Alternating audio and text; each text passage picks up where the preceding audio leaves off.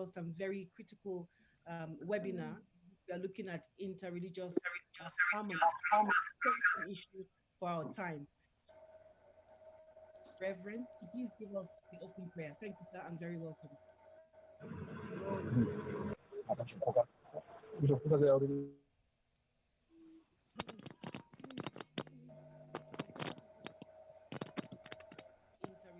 The Reverend there to please give us the opening prayer.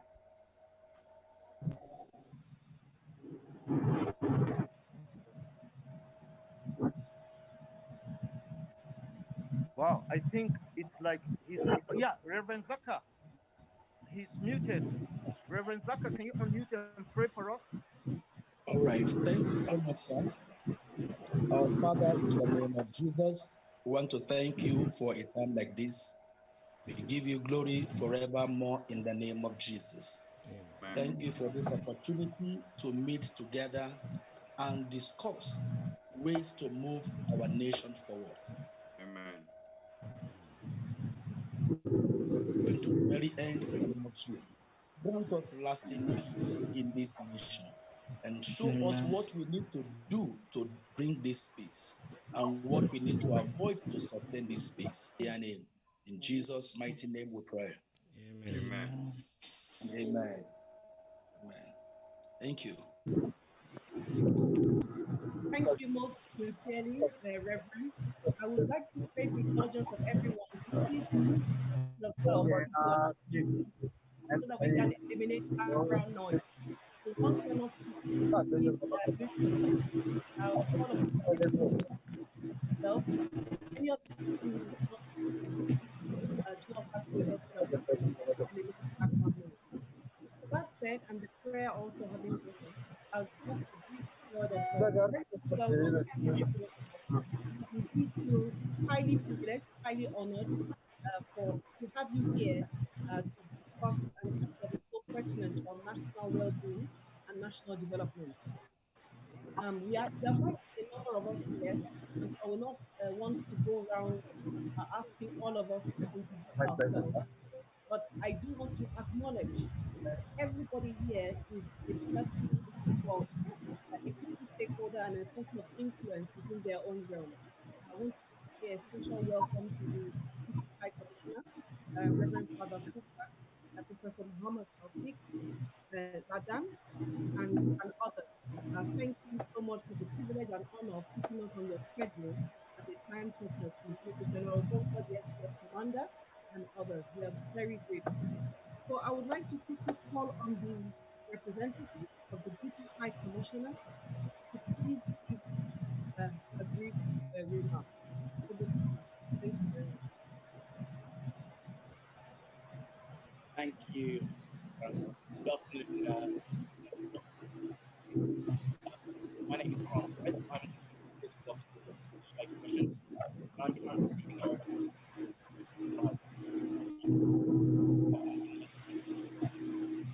Firstly, I'm very sorry the High Commission itself, Rina Lang, is not able to join me. That the High Commission is currently traveling due to her attendance at governance last week, where she gave a speech on the ongoing security of much of Sorry, can we all hear him, or is there something with the sound? Only we cannot hear him. Actually, we cannot hear you. Grant, we can't hear you. I don't know whether it's the sound on your system, but people can't really hear you. Sorry about that. And then mute yourself. My system seems to be working fine. However, there is a lot of background noise. So there is a lot of background noise. I think that everyone who is speaking should mute their microphones, please. Thank you. Yes, please. Thanks. Okay, thank you. That's much better. That's much better. Mr. Nemfort, we're still asking you to mute your mic, please.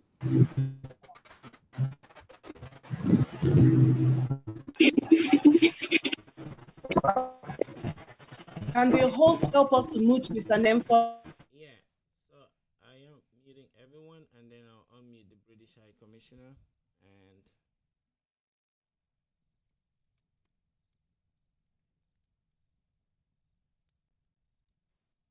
thank you. That's much better. I hope everyone can hear me now more clearly. yes, Yes, that's much better, Grant. Much better. Thank you. Go ahead.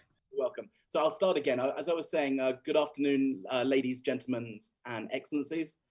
My name is Grant Morris. I am a political officer at the British High Commission, who is currently leading the UK government's work in Nigeria around human rights and freedom of religion or belief. Firstly, I'd like to give my apologies that the British High Commissioner herself, Katrina Lang, is unable to join with us on this conference call today. This is due to the fact that she's currently traveling due to her attendance at the Northern Governors Forum that happened this week, where she gave a speech there on the ongoing insecurities around much of Nigeria, particularly across the Middle Belt and the North. However, whilst you don't get the headline act of the High Commissioner herself, I am hugely privileged to come and speak with you today, and it is my pleasure to represent the British High Commission and the High Commissioner on behalf of the Foreign, Commonwealth and Development Office, and have this opportunity to deliver this message.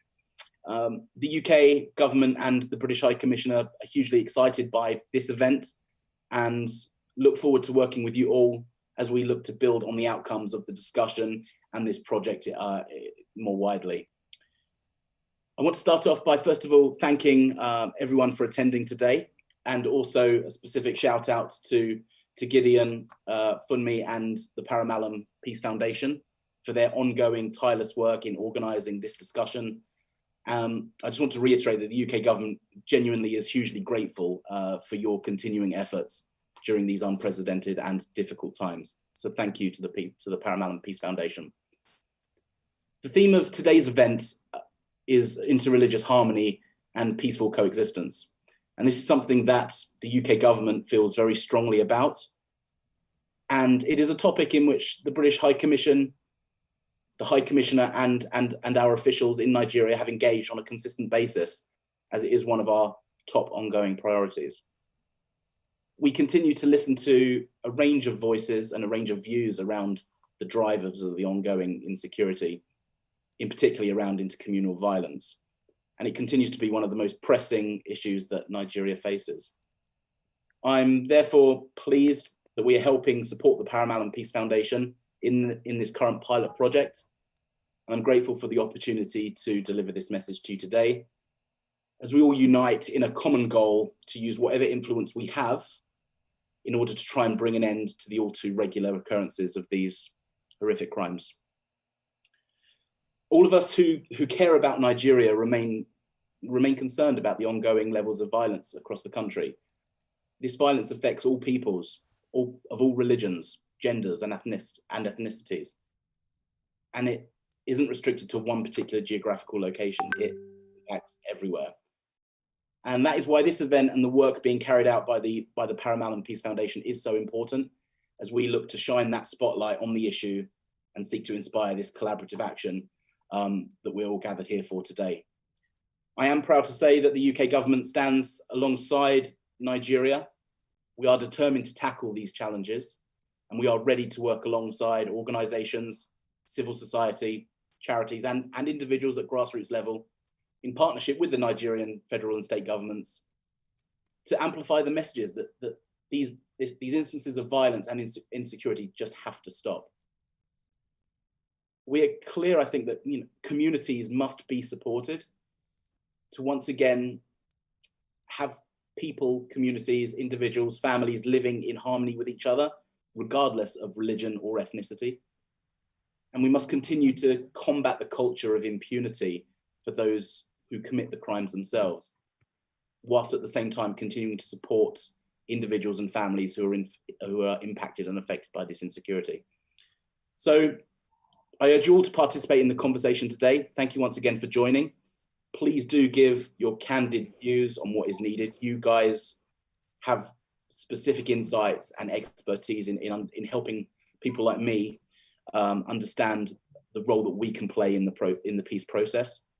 And once again, thank you to Gideon and the Paramalam Peace Foundation for hosting the event and for the opportunity to deliver this message.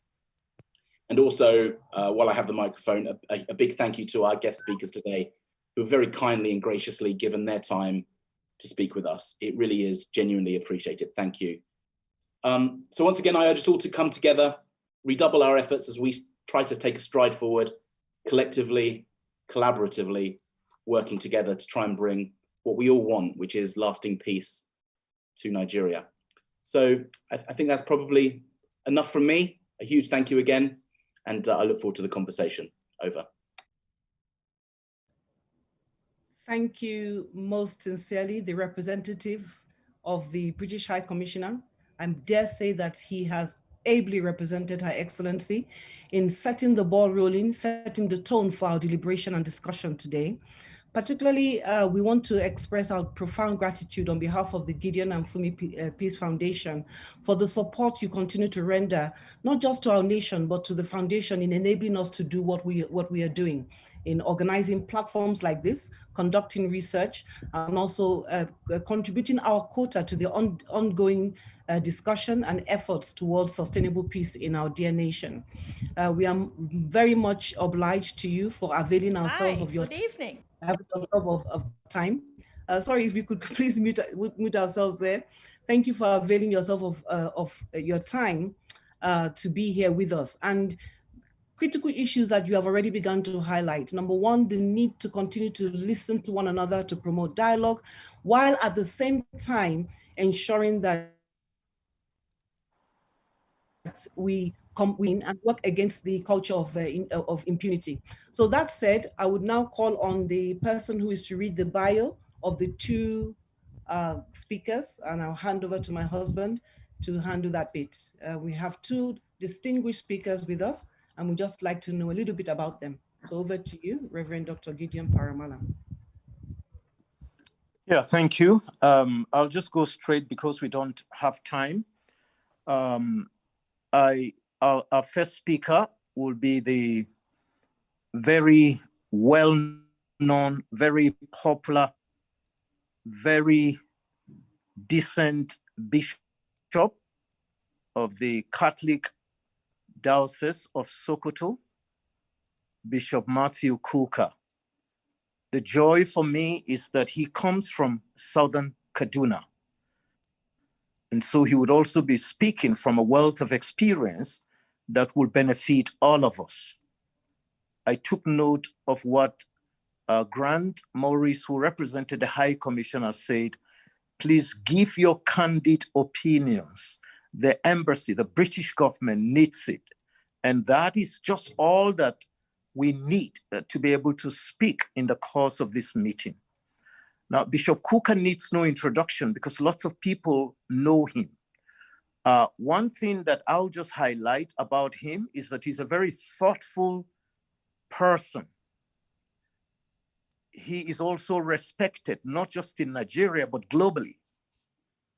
And he's a representative of the Pope on a number of committees. You just Google his name and you see a lot about Bishop Kuka. So I think at this point, I'll just go straight and quickly introduce the second speaker. And then quickly invite Bishop Kuka.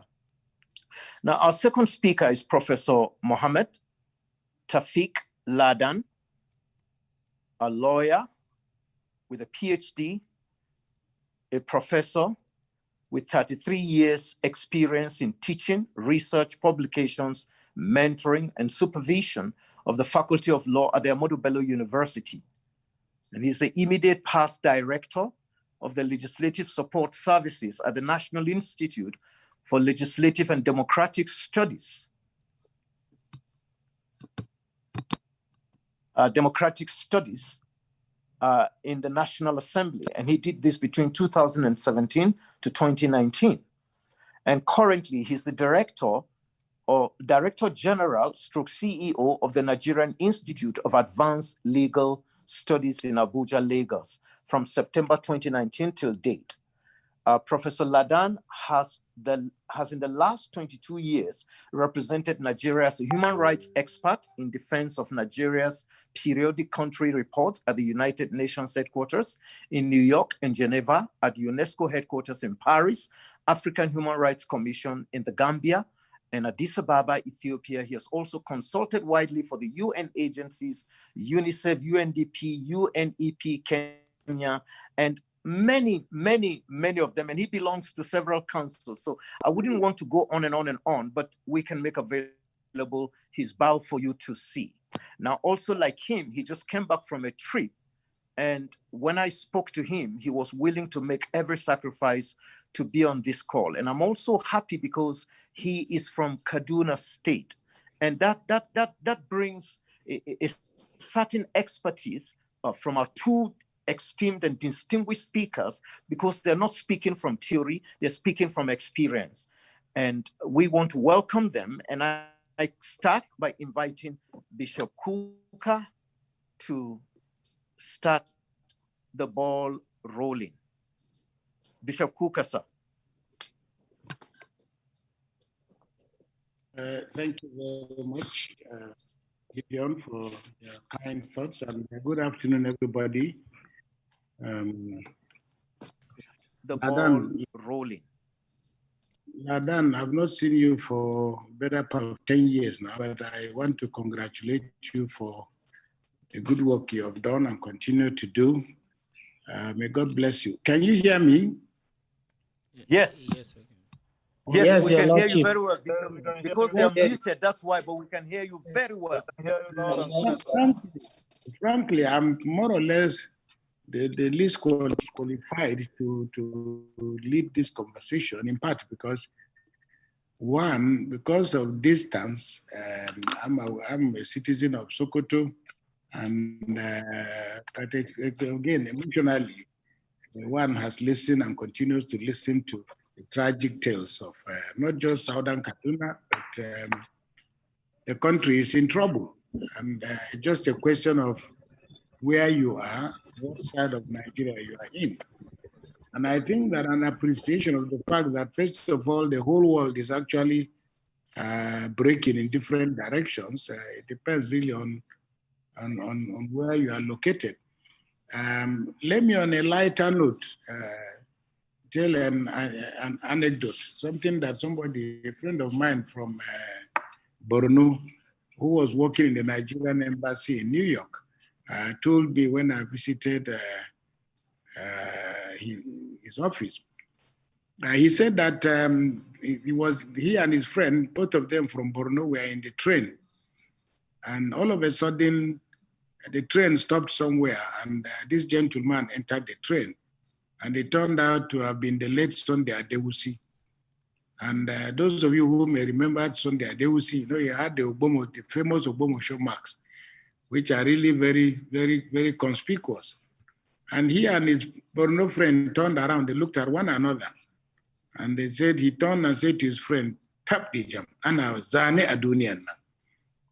And unfortunately for both of them, so they broke into laughter, but Adewusi turned to them and said, "To, Zane Nkumakua de Nasaba." They didn't know that Adewusi spoke very fluent Hausa, I think in part because he was born in Kano. So literally, it's like everybody is in a troubled state, Koa de Nasa, and people are just struggling. So I think that conversations of this nature are not necessarily looking for answers, because really nobody has the answers. If we had the answers, we'll not be where we are. And so conversations of this nature are largely exercises in confidence building. And that means that, like Moses, we should also enter the conversation having taken off our shoes of preconceived notions of pride. Now, we live in a binary society. You know, in Nigeria today, everybody, you either in or you are out. And the conversations have become increasingly difficult because the moral high ground has been chewed up. In my view, and I say this not because I want to blame politics, but I think that 90% of where we are now in Nigeria today is a result of what I call thoroughly bad politics. Politics was meant to be, and it's supposed to be, a noble exercise and a noble venture. But as we can see, all the ingredients that we require to build trust, to build consensus, to unite our people together, all the years, we've only witnessed a lot of tension and an increasing deepening of animosities and hostilities. it is my considered view, and I may be wrong, that what is manifesting itself as violence in different parts of Nigeria is actually, as I said, the failure of politics, at the center, whether it is state capitals or in federal capitals. And it is a bit of a pity, no thanks to the Western media that constructed the identity of Nigerians, and the British are largely responsible for this. A lot of the British literature about Nigeria focused on the fact that Nigeria was either North and South, or predominantly Christian and predominantly Muslim. The Western media has always framed conflict in Africa in binary terms. Neither ethnic groups are fighting one another, or people are fighting on the basis of religion. And I think that one of our greatest tragedies is that we have actually gone away with a very strange but concerted belief that there is somehow conflict between Christians and Muslims, and that our responsibility is to try and make sure that this conflict ends. The result, of course, are the endless meetings that we continue to have between Christian leaders and Muslim leaders. And we've been having these meetings for the better part of 30 years or more. The conflicts have not abated. And I think that introspectively, we must therefore ask the questions: what is the content of our dialogue? Who is dialoguing with who? And then finally, of course, what kind of handle do the partners in dialogue have in changing the course of activities? I consider myself an extraordinarily favored Nigerian, because I have served in at least 4 or 5 very serious and high-level presidential conversations, from Oputa panel right through to looking at the electoral committee that was set up by the late Yaradua, the committee to review the Nigerian Constitution, national political reform. So I'm a bit familiar with the corridors of power in Nigeria. There are a lot of very good people, who are allowing horribly bad things to happen, not due to bad intention. But there is a growing cynicism, and all of us know that sometimes seminars, conferences, conversations of this nature have become just part and parcel of the ritual. And so we have this conversation, but the real challenge is, where do we take the conversation to? On matters relating to Southern Kaduna, if you notice, since this conflict started, I have kept away from the television screens. I've neither written nor spoken about Southern Kaduna, in part because of the nature of the environment itself and how people have tended to see the realities and the problems. Now, the Peace Committee that General Abdul Salam is our chairman, and I am the convener.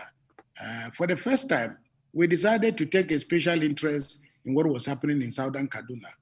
And I remember I approached the president, I approached the Sultan, the Cardinal, and we members of the Peace Committee decided to approach the government of Kaduna State, to say that we thought, it was important for the Peace Committee to deploy its moral weight to finding solution to the problems in Southern Kaduna. We had a good meeting with the governor of Kaduna State, who spoke to us extensively about the way he saw things. Then we went from there. We had a meeting with the traditional rulers of Southern Kaduna in Kagoro. We went from there to Kafanchan, where we met with leaders of various groups, from Kan to Sokapu to the Fulani and the Hausa communities, and everybody. And we were able to get perspectives from every segment of those communities. We prepared a report. We handed the report forwarded the report to the state government. Unfortunately, then up till now, we never were even dignified with a response as to say, well, we received your report. This is what we think we can implement. This is what either we reject it, or whatever the nature of your findings may be. So the point I'm making is that, in the final analysis, it is the responsibility of governments that we've elected to protect us. But we don't expect them to become magicians. But as you can see from what has happened in the last 3 weeks or so, the confusion across the board, governors talking past one another, with a clear lack of coherence as to what exactly we need to do to resolve this crisis. we who analyze and we who speak must be modest in our expectations that we have solutions, because very often politics gets in the way of what we consider to be solutions. And this is one country that is very much averse, to intellectual conversations. And very often the people in government, I'm not talking of APC, I'm not talking of PDP, this is the reality across the world. People like those who speak like them, who talk like them, and the very moment you have a contrary view, politicians are often not very comfortable with those kind of conversations. Therefore, going forward, the point I'm making is that in the final analysis, solutions will be found to problems if and when the people who are in power give a sense of direction as to what they want done and whom they want as interlocutors. I therefore want to conclude by raising other issues, because there's been a lot of concern. I've been home. I will never forget when I listen to people talk about conflict between Fulanis and the people of Southern Kaduna, and I know that my experience is completely different. When my mother died and I buried her, I remained in my village for about one full week. People were calling me and saying to me, "What are you still doing at home? Are you not afraid?" And I said, "Well, this is my home." But on the day after I buried my mother, I had about 4 delegations of Fulanis from different parts of, I didn't even know where they came from. They came, they greeted me, they prayed with me. I didn't know who they were, I didn't know them. So I make the point because I go home, I'm still then as now, very close contact, very close communication, with the Fulanis I've lived with. And everybody, everywhere you turn, people tell you, we don't have a problem among ourselves. So where are the problems coming from? Now, these issues are not issues that you and I can answer, because we neither have the intelligence, nor do we have other copies of a text that we cannot access. So I've had several people blaming religious leaders. Politicians have blamed religious leaders and said, well, we are probably speaking or preaching hate. And my position is very simple. There are rules and regulations against people who incite, let me put it that way. And it is too much to expect that the religious leader, by just the nature of his voice, can bring about an end to violence or escalate violence. There has to already be existing on the ground ingredients for that violence before an incitement can light up things. I have been involved in these conversations across the country for a very long time. But I also know that, blaming religious leaders is the easy part. The most difficult thing that we must try to deal with is that we religious leaders must also become very careful, because there is a heavy discount now in moral authority. And very often politicians like to find their own leaders who speak their own kind of language rather than face what the issues are. So going forward, I think that the greatest challenge for us now is how to rebuild our communities. Government can only do so much. A governor is not everywhere. A president is not everywhere. No matter their good intention or lack of it, or whatever the case may be, all of us have to begin to sit down and to think very seriously about what is happening to our families, what is happening to our communities, and what we can do. It's only when we have a unanimity around these issues as communities that existed before politics and politicians that we can begin to rebuild the trust that has been taken away from us. Because the point I'm making is that today, then as now, I have Fulani children who are benefiting from scholarships that I have set up over a long period of time. I don't see them as Fulani children. I just see them as people that need help. So I think to make progress, and it's a tough task, but we must deliberately move away from the binary worldview that there is an inevitability in conflict between Christians and Muslims, or conflicts based on ethnicity. This feeds the existing demon that refuses to address conflict as a factor of the failure of the state, of the failure of those who manage the state to manage diversity effectively and efficiently. I remember listening to a television conversation, and I was struck. Governor Ladan was on the program. I think it was one of these programs, interreligious dialogue program, James Wuye and his people, or the Abrahamic mission or something like that. But one thing that Lalong said, which I've never heard anybody say, president, governor, or anybody, was that when he had their peace meeting, I wasn't there, but he made the point and it caught my attention. He said, I told my people that I am to be held responsible for the bad things that have happened to you, the killings, and so on and so forth. Hold me responsible. But I apologize to you because I was supposed to be solely responsible for protecting you and have not been successful. If you forgive me, we can now move forward together. So really, the point I'm making is that all of us are in this together at various levels. The least we should do is to assume that somehow there are bad people on one side, if only we can get rid of them. And there are good people on one side who are just seeking a door in.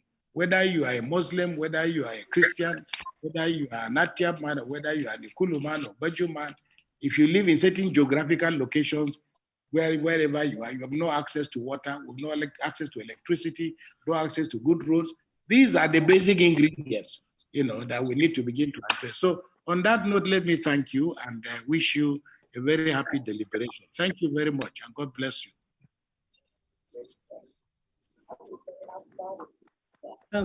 Our distinguished Bishop and Father Kuka, sir, we want to thank you for the intellectual resource that you have served to us as a nation. And this afternoon, you've given us more food for thought in helping us to look at things a bit more clearer beyond the binary, the simplistic binary issues of Muslim versus Christian and one ethnic group versus the other. And you've addressed our minds to looking at more fundamentals of national development, sustainable peace, beyond the obvious narratives and the destructive narratives of that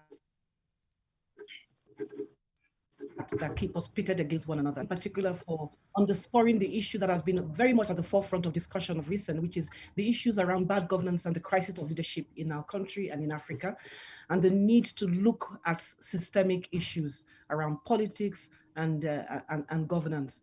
We are very grateful. That said, I would like to quickly call on Professor Ladan to please bring us his own intervention. Thank you, Professor. Thank you very much. First, I would like to express my profound gratitude to the organizers of this program. And I'm happy after more than 10 years, my brother, Bishop Kuka, finally caught me actually virtually. And I think I'm actually extremely happy to meet him actually on the virtual platform. But I think I would like to take off from where he stopped. First and foremost, like Brother Bishop Kuka, I've also spent more than 25 years, close to 30 years, consistently making actually a point, because the crisis in Kaduna State have actually been on for over 40 years in an unending search for peace and security and interreligious harmony in Kaduna State, just like in other parts actually of the country. And I would like to also make this point that I believe strongly that this platform is not about a blame game theory or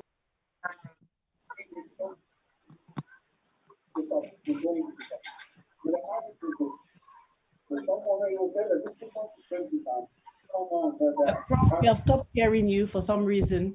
We can't hear you. I don't think I'm the only one, but we can't hear you, Prof. I was Okay, muted. great. Now, can you hear me now? We can hear you now, Prof. Yes. Thank you. All right, thank Please you. rewind a little bit. Thank you.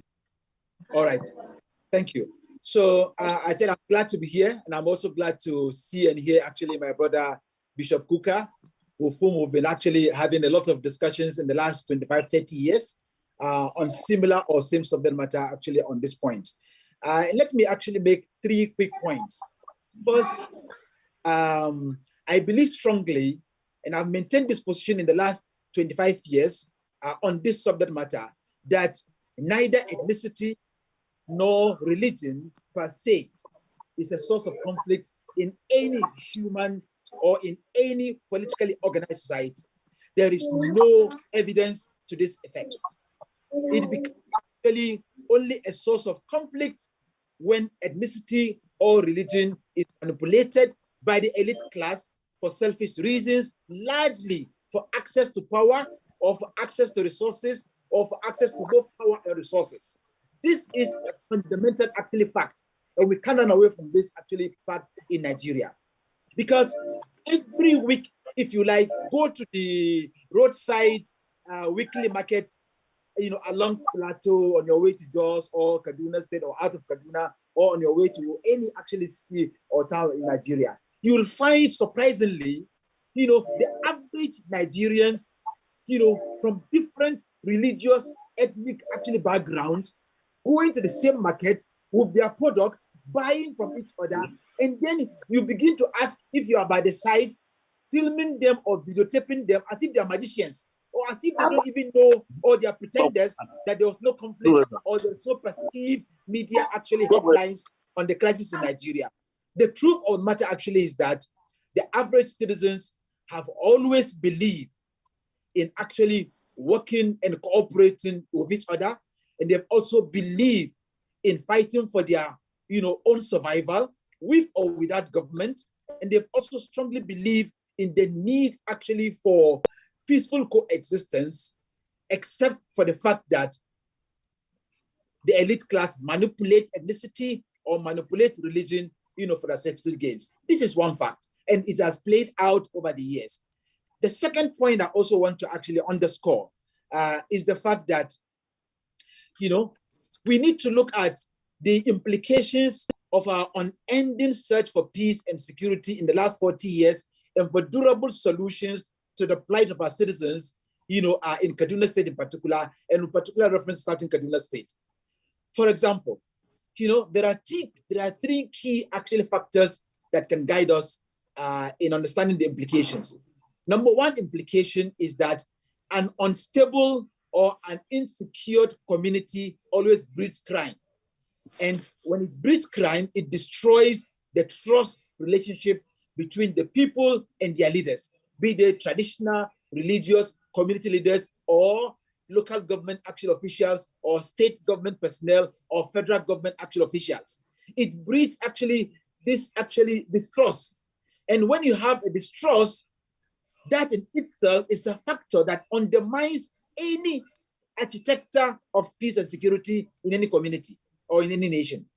And so we must actually find a way of maintaining the trust relationship. Trust. Once it is broken, it is always very difficult to actually mend it. And I think it's a key implication in all our actually crises or unending search for peace and security in Nigeria, with particular reference to Kaduna State, and particularly, in southern Kaduna. The unending search must always look at implication number one, and that is the broken trust relationship between the people and their leaders.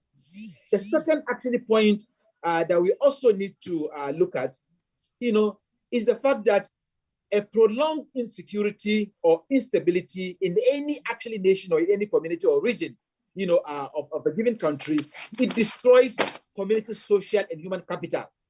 Why? Because it degrades the quality of life. It also degrades the standard of living of citizens in that community, and it pushes the members of that community further to a situation of disadvantage, further exclusion, further marginalization, and then it pushes also the youth to scale down the lane of actually unending poverty and unemployment. So there are implications that we need to focus more on than the blame game theory or the conspiracy theories.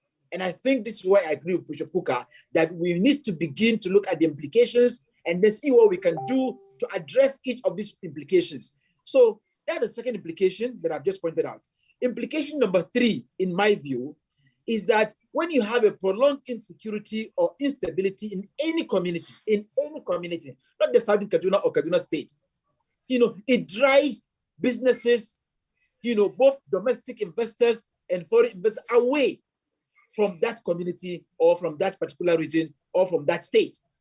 And the question is, what is the point you bragging that you have natural resources, you are a food basket, you have agro and allied actually business opportunities, You have endowed natural resources that are untapped largely for commercial purposes. But then because of prolonged instability, prolonged insecurity situation, these actually natural resources and agro-allied actually businesses and even opportunities for tourism, cannot be actually tapped. Why? Because the fact that you have a situation of insecurity that is prolonged, a situation of instability that is prolonged, it drives even investors away, including domestic investors, away from your community. So the question is, must you keep on waiting and blaming federal government, blaming state government, or looking for help from local government? No. People in a community are first and foremost the driving force. They must take their destiny, into their own hands, and they must rechannel their energies towards addressing the implications involved, and then fight first and foremost for their corporate survival. You don't need any federal government actually forces or state government intervention before you can actually fight for your corporate survival in the community. That is solely in your hands. But it is also true, if you go by the argument of Bishop Machikuka, that it is the responsibility of the government to protect us. That is true, because we are over-relying on Section 14, subsection 2, paragraph B of the Constitution of Nigeria that says the primary purpose of government in Nigeria is to do only two things, to promote the security, that is one, and welfare of all people. This is the language of the Constitution, Section 14, subsection 2, paragraph B. It's very clear, one sentence. You don't need any lawyer to interpret it. Now, the point is, this is a constitutional obligation on federal, state, and local government. But at each point in time, everybody's actually, sense of focus is on the federal government at the center. Why? Because there is over-concentration of resources, over-concentration of power, control of the military, security, intelligence, law enforcement agencies, and even paramilitary agencies are all under the control of the federal government at the center. So if you don't have a decentralized, law enforcement and security agencies, particularly community policing, it will be very difficult to convince community leaders and citizens at the community level, not to blame the federal government at the center, because you have taken so much actually powers onto yourself by a design of the constitutional framework of the drafters that give so much powers to the federal government at the center, to the extent that the state and the local government have been reduced to the level of destitution and beggary. This should not happen if you're operating through federalism. So our constitutional federalism structure is in itself faulty. So it's very easy at the local government level, at the village and community level, for everybody to blame the federal government, but it's not supposed to be so, because the language of the Constitution on the responsibility to protect and also promote security and welfare of all is not only vested in the federal government. It's actually a concept and a responsibility primarily introduced by the drafter of the Constitution to be a responsibility of state, and which means federal, state, and local government. And we all know how incapacitated federal and state governments are. They don't control any police force. They don't control military forces. They don't control intelligence. And they are at the mercy of the federal government. This is one way that we can channel our energy to see how we can have decentralized powers or devolution of powers from the federal government on some of these security matters, for the state. And I would also like to draw attention to the fact that, in my view, I think it is very important for us to underscore one fact, that promoting interreligious harmony is a non-negotiable role of our traditional leaders, religious leaders, community leaders, because it is first and foremost a constitutional duty by Section 23 of the Constitution on religious tolerance, on discipline in communities. These are responsibilities of community traditional religious leaders, and we can't take that away from them. Second, it is also true that promoting interreligious harmony is also a constitutional duty, because Section 24 of the Constitution says it's the duty of every citizen of Nigeria to respect legitimate authorities, that is number one, to respect the dignity and rights and legitimate interests of other citizens living in the same community with you, that's number two. It is also the responsibility of every citizen of Nigeria to also promote unity and harmony and peaceful coexistence and the spirit of common brotherhood. This is the language of the Constitution. Everybody can say that, oh, these are very beautiful constitutional ideals, beautiful constitutional principles, beautiful constitutional concepts. But in reality, they've been in existence since the 1979 draft Constitution, retained in the 89 Constitution, retained in the 1995 Constitution, retained in the 1999 Constitution, over 22 years in operation. The point is, are we internalizing the fundamental values and principles of our Constitution or not? This is not only about federal, state, or local government. It's also about the citizens and the CSOs. How much actual effort are the CSOs and citizens are making to internalize the values of our Constitution? Everybody is happy to praise the American citizens for their patriotism, but you have to build a culture of tolerance, a culture of patriotism, and our Constitution has provided all this framework.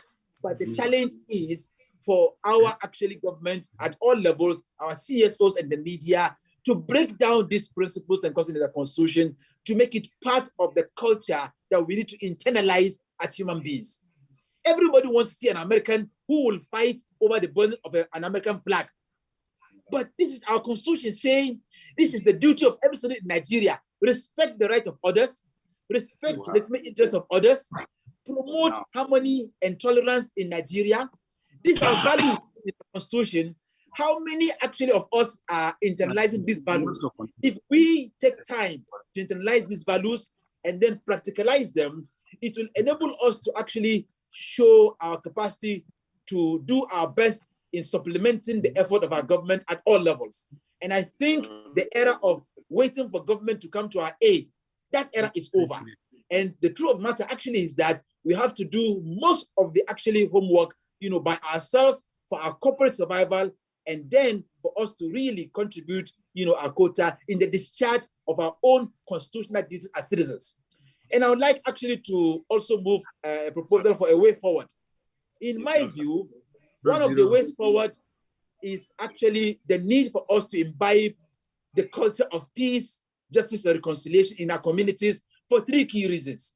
Reason number one, imbibing the culture of peace in itself by each and every one of us promotes a sense of common values, modes of behavior, and ways of life that reject violence and then reject intolerance and then prevent conflicts by tackling the root causes to solve the problems, but at the same time, providing a platform for dialogue and negotiation among individuals, between groups, and between communities to find a lasting solution.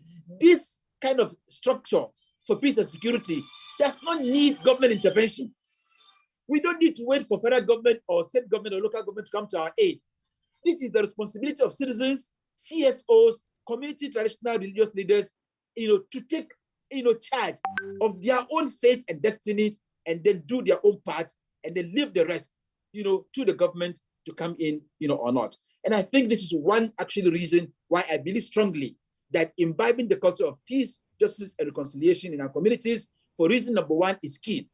Reason number two is because imbibing the culture of peace, justice, and reconciliation, also promotes a sense of equity and fairness, and it also promotes a sense of non-discrimination, and it rejects totally a sense of marginalization or any form of exclusion in participation in the decision-making process affecting our lives.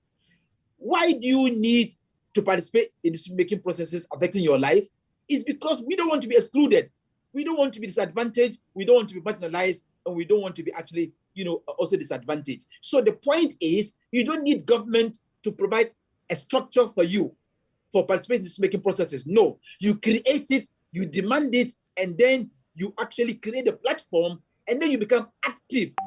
You must be active, in voicing out your position, and you must be also active, in respecting the views of others. The key fundamental problem that we are having with this second, point is that the Constitution has given us an opportunity to express our views, but it does not actually give us the license to disrespect the views of others.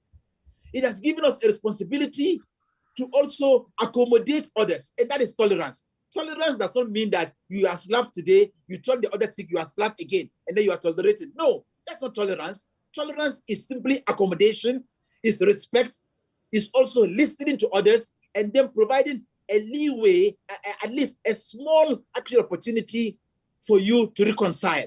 That is key, because every one of us needs an opportunity to be given for dialogue. You need an opportunity for reconciliation. You need an opportunity to right the wrong. These opportunities must be created by the citizens themselves in their communities. It's not about the responsibility of the federal government or state government or local government. It's about community involvement and citizens' participation. Because first and foremost, it's about our collective survival. This is with or without federal government intervention. This is community and citizens must take ownership of how they want to survive, why they want to survive, and when they want to survive. So imbibing this culture is their primary responsibility. It's not about any government. And I think we should change our mindset and begin to look inward strategically. Without sentiment and emotions, we can make actually progress and we can actually do it. And finally, I believe strongly that we can actually also imbibe, the culture of justice, fairness, when we have a sense of mutual respect and trust. Because when trust is broken, you can hardly actually find a common ground to really fix it. And I think it is not by accident. People say that we accidentally came together in one community. It's not true.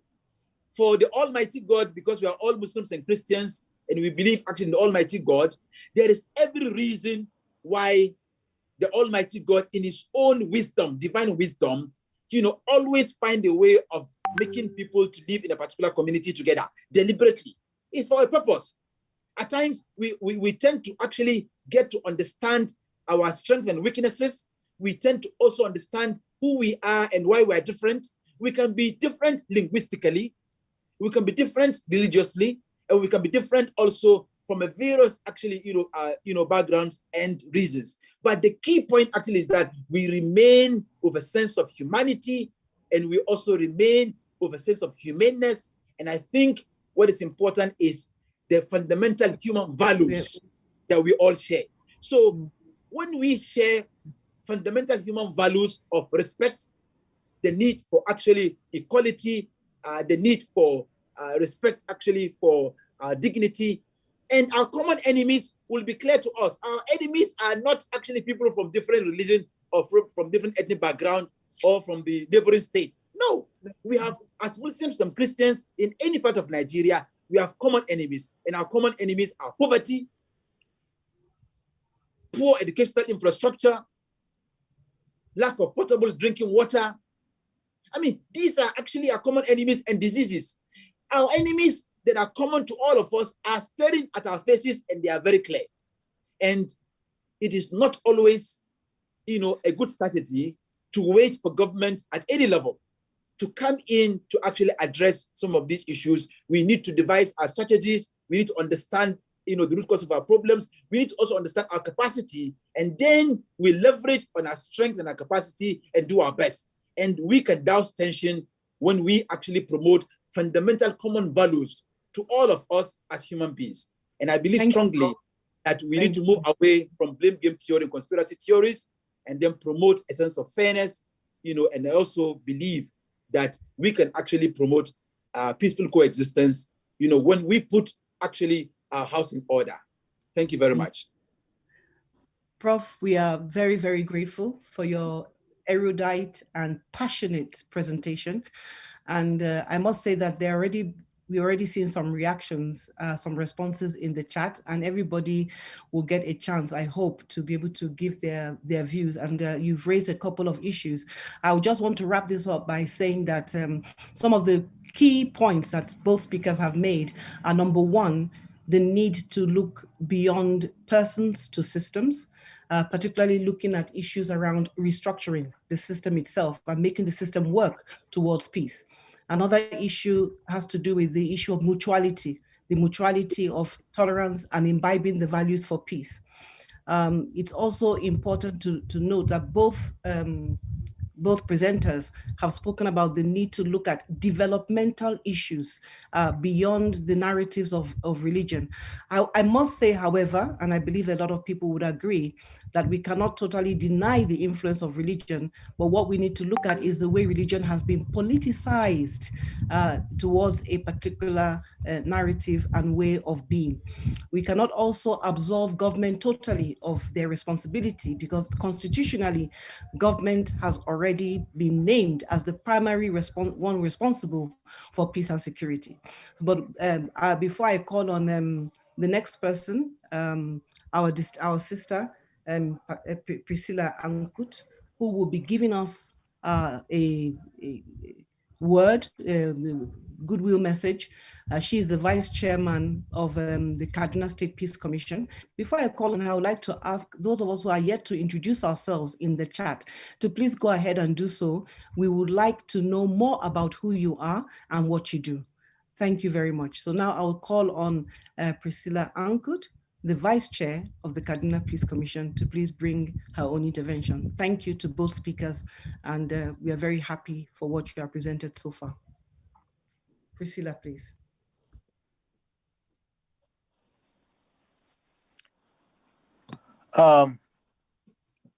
She sent an apology. She will be running a little bit late.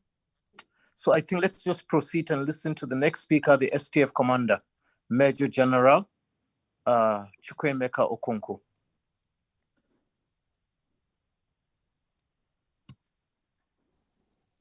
Hello, did you hear me? Yes, I heard you, Reverend. Yes, sir. General.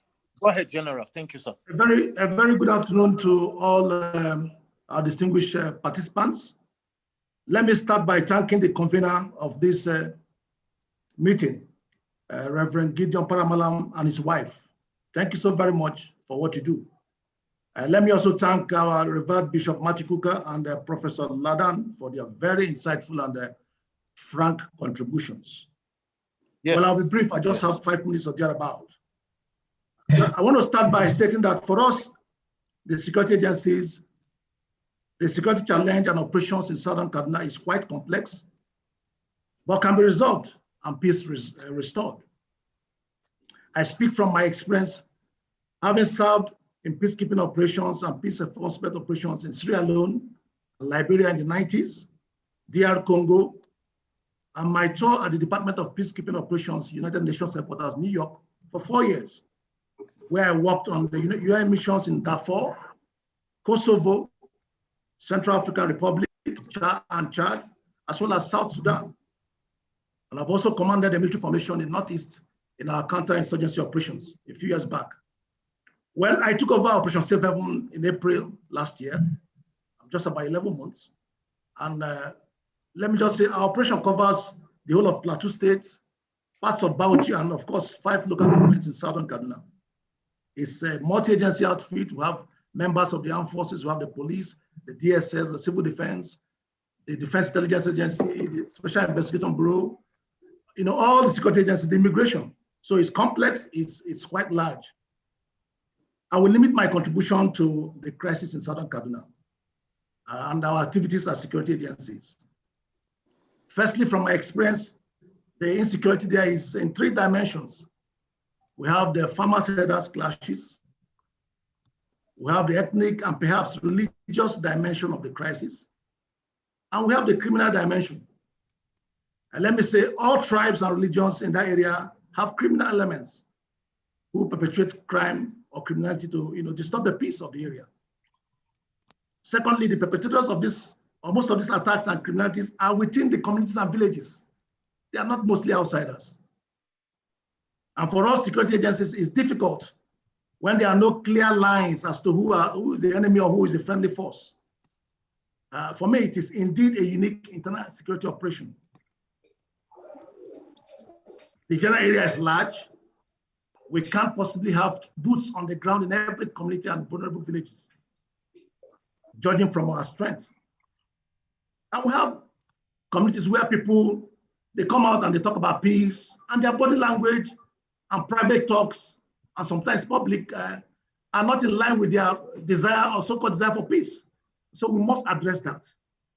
For instance, you go to arrest, make arrest, you see somebody telling, this one is my church member, he's a member of my mosque, is this, is that. And these criminals live within us. So it's a bit difficult for us. And of course, there was also the challenge of allegations of being partisan. And by the grace of God, that has been sorted out. We can't be partisan in this crisis. Of course, you know, the armed forces and other security agencies have representations from every tribe and religion. We can't afford to be partisan, we are not. By the grace of God, that has been taken care of, and both parties, or all parties, know that we're just doing our job, and we'll continue to do so. For operationally, we have continued to apply a series of kinetic and non-kinetic operations to maintain peace and security, which have impacted most of the communities in southern Kaduna. We try to dominate the general area, and like I said, we can't have boots on the ground in every community. It's so sad when we hear of attacks. Sometimes we're able to come on time to reduce the impact of the attack, and sometimes foil the attacks. But we're working on actually preventing them. And this can only come by improved early warning structure, technology, if available, and commitment of various stakeholders, community leaders and religious leaders. There are signs when attacks are likely to take place. Of course, most of the attacks are reprisals or revenge attacks. Something will have happened and we expect attacks. Yes, sometimes they might not attack the villages that had problems with them. Sometimes they do, but we need to improve on our early warning mechanisms. And I also suggested, like I did in the forum in Southern Kaduna, we could form vigilante groups comprising of various parties and religions. That way, we're able to nip some of these crises in the bud. For the criminal dimension of the crisis, these criminals take advantage of our fault lines in terms of ethnic, religious, and political issues to perpetrate their crimes. And so they fizzle in within the crowd and they perpetrate their crimes and go without being noticed. But we need to close ranks and isolate these criminals. So it makes it easier for us to deal with them. Yes, we have made some arrests, several arrests, and we have handed them to appropriate authorities to deal with them. Some have been killed, and we will continue to do that. But I believe we can do a lot more. Isolate these criminals, point them out, we know them. Some of us inside them. We encourage them to do what they are doing. I want to thank the conveners of this peace summit for particularly taking time to talk to the youths. They are the major perpetrators of this insecurity we find in southern Kaduna, from both sides. And so it's a good way to begin. We will not be tired of engagements. We need to do it with time. I believe we'll make a lot of progress. So far, we've improved our reaction time. No matter the distance of the vulnerable communities, we're able to reach there on time to either foil those attacks or prevent them. We've done a lot still needs to be done, I admit. To a large extent, we've also denied them freedom of action to a very large extent. They can't move freely as before.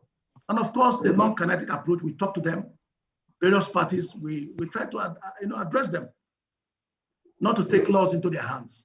These guys don't come from outside. We can stop them. Let me close by saying that we'll continue to be available to work neutrally with all parties to see that peace returns. In the 21st century, we must have visitors or foreigners or whatever, we must live with them. And I think we can make a lot of progress by seeing where we can work together and isolate these criminals and make them know that the time is up for them. When they see us work together, I think they will stop. The criminals collaborate when they want to commit crime. The Atiap man can work with the Fulani man to rustle cows, to rob people. They don't care who they rob. Anybody can be their victim. So I rest my case. Thank you so very much. Thank you so very much, General. And I can tell us here that the General indeed is someone that is conversant with the issues, always on the ground, And he's not talking just for official talk, but he's talking from experience. And I'm very happy that he has provided this time to be with us. Now, we will proceed with the agenda. We have Q&A. I don't think our sister Priscilla is here yet. So, but I'll quickly ask and to thank our two presenters, main presenters, excellent thoughts that have come out from them. We may have questions, we may agree with all, we may disagree with all, but with some, but I think it's important to acknowledge that they have brought out things that we would think about, and feel free to ask questions and make comments. So please, can I invite Mr. Joseph Lemank, popularly known as Joe Langs, the DG for the Plateau State Peace Building Agency, to lead us in the Q&A and general questions. Please, Joe Langs, are you still with us?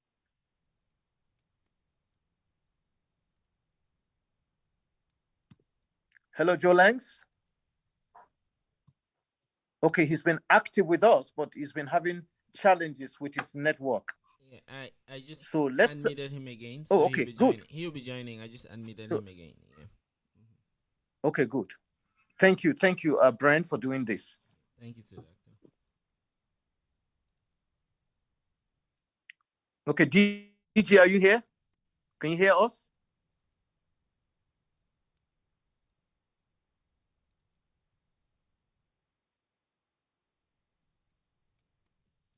Hello, DG.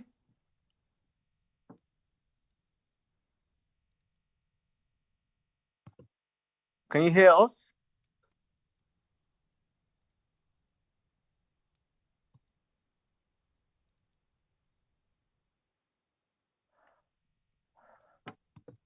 Okay, Engineer Ramatu, I don't know if you are here with us now. I know you are having problems connecting. It's Engineer Dr. Ramatu Abarshu with us. I don't know what device you're using, but I can't see your name.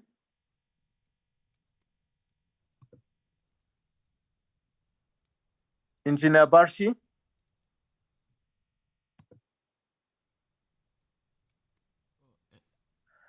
Okay, let's proceed. Kulek, can I ask you to just lead us in the Q&A? Just give people a chance to ask questions and make comments. And we have about 15 minutes for this, so guide us because of the key speakers that may want to respond before they leave. Kulek, can you unmute yourself? Yeah, okay, unmute yourself and guide us. Yes, sir. I have Stephen Kefferson here. He's asking, how can we call a situation where villages that have never had any problem with anybody, and they are attacked sometimes in the dead of the night and sometimes in daylight, reprisals?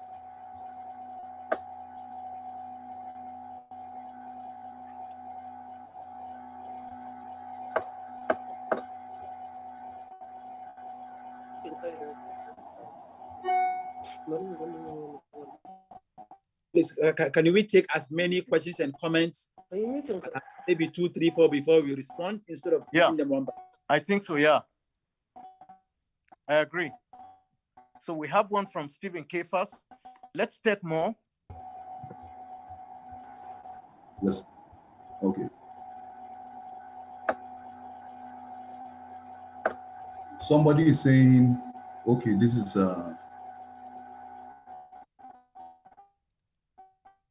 okay, this is a comment, not a question. That from a little understanding of the issues, talking with affected communities, injustice is actually a root that keeps coming up. That is Teresa Tavida.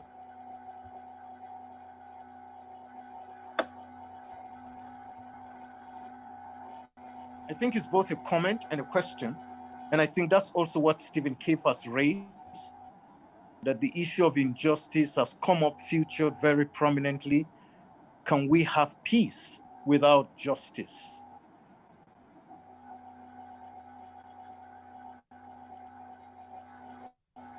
Okay, I think it's actually time for people to try to articulate their questions so that we can can respond to them. Okay, a hand is up. A hand is up, Professor Rutimi. Can you, Jai Simi from the UK, can you give him chance? Good afternoon. Can you hear me? Lovely, thank you. Thank you to three speakers, as well as to the British High Commission, and thank you to the Gideon and Fumi Paramalam Foundation. I have listened intensely. I have made a few contributions on the chat wall, but we can't hide from the fact that people are being killed in southern Kaduna and in other parts of Nigeria. And not just a handful of people. We're talking of thousands of people being killed. Now, the question is, do we know the numbers of people being killed? When do we as a nation call it out as what it is, whether it's ethnic cleansing or whether it's genocide? What is going on? We see these graphic videos. We see it, we hear it on news, we see it on the international media. So we can't hide away from it and say it's not happening. When is action going to be taken? The issue is this. These killings are taking place.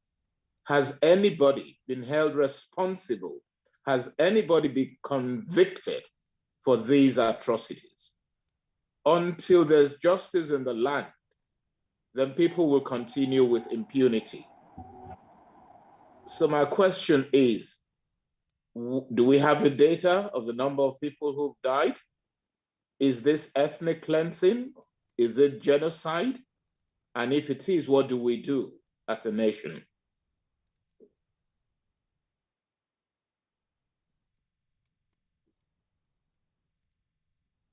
I'm not too sure who will take the question. I know they are difficult questions. I will take them. Thank you, Prof. Yeah. I will also take an aspect of the question. Thank you, Major General.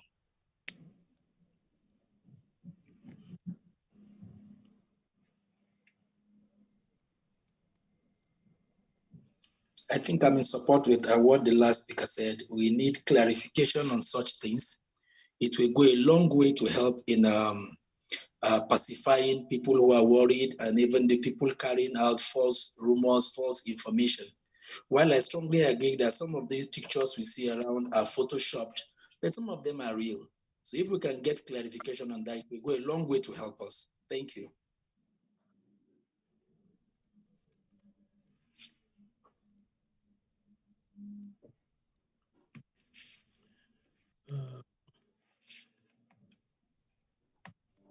You are muted, Reverend Gideon, you are muted. You unmute.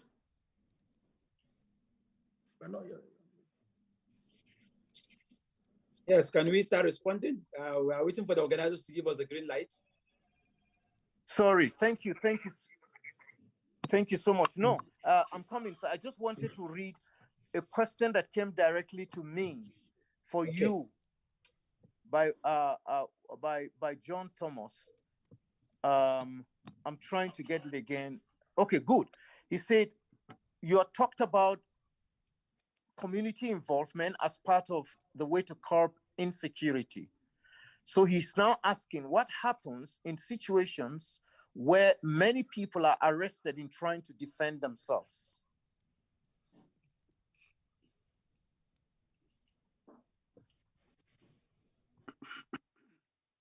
Did you hear that? Yes, I heard you. Okay, good. And then there's another one from Stephen Kefas. We have had the government repeatedly talked about ungoverned spaces being responsible for these security challenges. His question is, since these spaces are known, why not channel all our security forces on the ungoverned spaces where the criminals are believed to be hiding instead of always reacting to the attacks? I believe, General, that's something that is directed at you, and I think you can do justice to it. So can I start with the ones probably meant for me? Yes. Yeah. All right. Thank you. I think Stephen Kefas asks the first question on how can we protect villagers that are innocently actually being attacked. I mean, one point must be made very clear, that citizens cannot take the law into their own hands and begin to attack or engage in the reprisal attacks or revengeful attacks. This is where, you know, the responsibility of government at all levels actually comes in, because this is now actually far beyond the capacity of community, religious organizations to handle. So state or government responsibility is key here to protect every citizen without fear or favor, and must be able to bring to justice every citizen, irrespective of the status, you know, or background of that person. This is about rule of law and human rights, and it does not respect any actual individual, you know, based on status or based on any particular actually standing. I think we need to be very clear about that. And then part of our problem also is that many a times, if people are actually, you know, arrested from communities and then they are being actually processed for prosecution, the next thing you hear is communities coming out to say that this is our son, and why are you picking on him, or why are you picking on them? And we need to stop actually, because a criminal is a criminal. You know, people who violate actually the law, who also put other citizens in danger, even if they are citizens of that community, must be brought to justice for the sake of general deterrence and also individual deterrence. Unless we begin to move away from protecting our sons of the soil or our children of the community, they are untouchable. Why are they untouchable? Every citizen that violates any rule of law must be brought to justice. And unless we stop protecting citizens as our sons and they are untouchable, then we will never actually get away, and we will never end the cycle of revengeful killings and then also reprisal attacks. We will never end it. So the responsibility is that of the citizens in the community themselves to stop protecting citizens that have committed crimes, and to stop also putting labels of standing on those who have committed, even if they are high-ranking politicians or community leaders. They must all be brought to justice. This is one way forward, in my view. Then there is also a question on the second speaker asked from affected communities. Injustice is a recurring issue. Can we have peace without justice? I think this is an issue that has been debated, report written on from Oputa panel, or whether we can have peace without justice. I think the Oputa panel and beyond, and several other white papers that are yet to be implemented in Nigeria, you know, have raised this issue that peace and justice, you know, go hand in hand. It is not true that we begin to switch the question. It's not about, can we have peace without justice? You know, different actually countries and different communities have tried different models. You can have peace without justice. You can have truth without reconciliation. You can have truth with justice. You can have truth with reconciliation and justice, and you can have peace with justice, and you can have peace without truth. Because what model are you putting in place, and what do you want as the end result? This is actually for the communities to decide, and for the government to help them in charting actually a model. So it's about a model. Different countries that have witnessed similar crises, on ending crisis like us in Nigeria, have chosen a model. Truth with reconciliation, truth without peace and security, truth with justice, justice with peace. So you choose a model. But I think what is important actually is that we must understand our peculiarities, and we must understand that we need to take ownership of any process or architecture or structure that we want to put in place, that we believe strongly it will aid us to actually move forward in our lives. And I think that is what is important. So there is no hard and fast rule and straightforward answer to it. It's about communities' actually commitment to the choice of a model that works for them based on their issues, based on their peculiarities, and based on their own sense of moving forward in life. That's my answer. Then Professor Rotimi from UK, thank you for your comment and questions. It is true that we can't hide away from people being killed here and there all over the population and in other parts. for decades, is this not just now or for decades, every community in Nigeria can actually lament on a particular period of time or a particular year or a particular administration under which they've been so battered that everybody actually left them actually alone, and then they felt actually marginalized, disadvantaged. So every community in Nigeria, have a sense of feeling, some sense of disadvantage. So the question is our choice to remain in lamentation? You lament and lament and lament and lament. No, sometimes, you have to be strategic in your thinking, strategic in planning, and strategic in actual implementation of your strategy. What do you want to do? Solution to address the plight of the citizens in your community so that you can build trust with or without government intervention, so that you can actually manage your resources and then actually find a way forward for peace. Nobody gives or confers peace and security on you. The least the government can do is to provide a protection architecture for you. But peace and security is something that you must take ownership of, design it, and then promote it, and then move forward.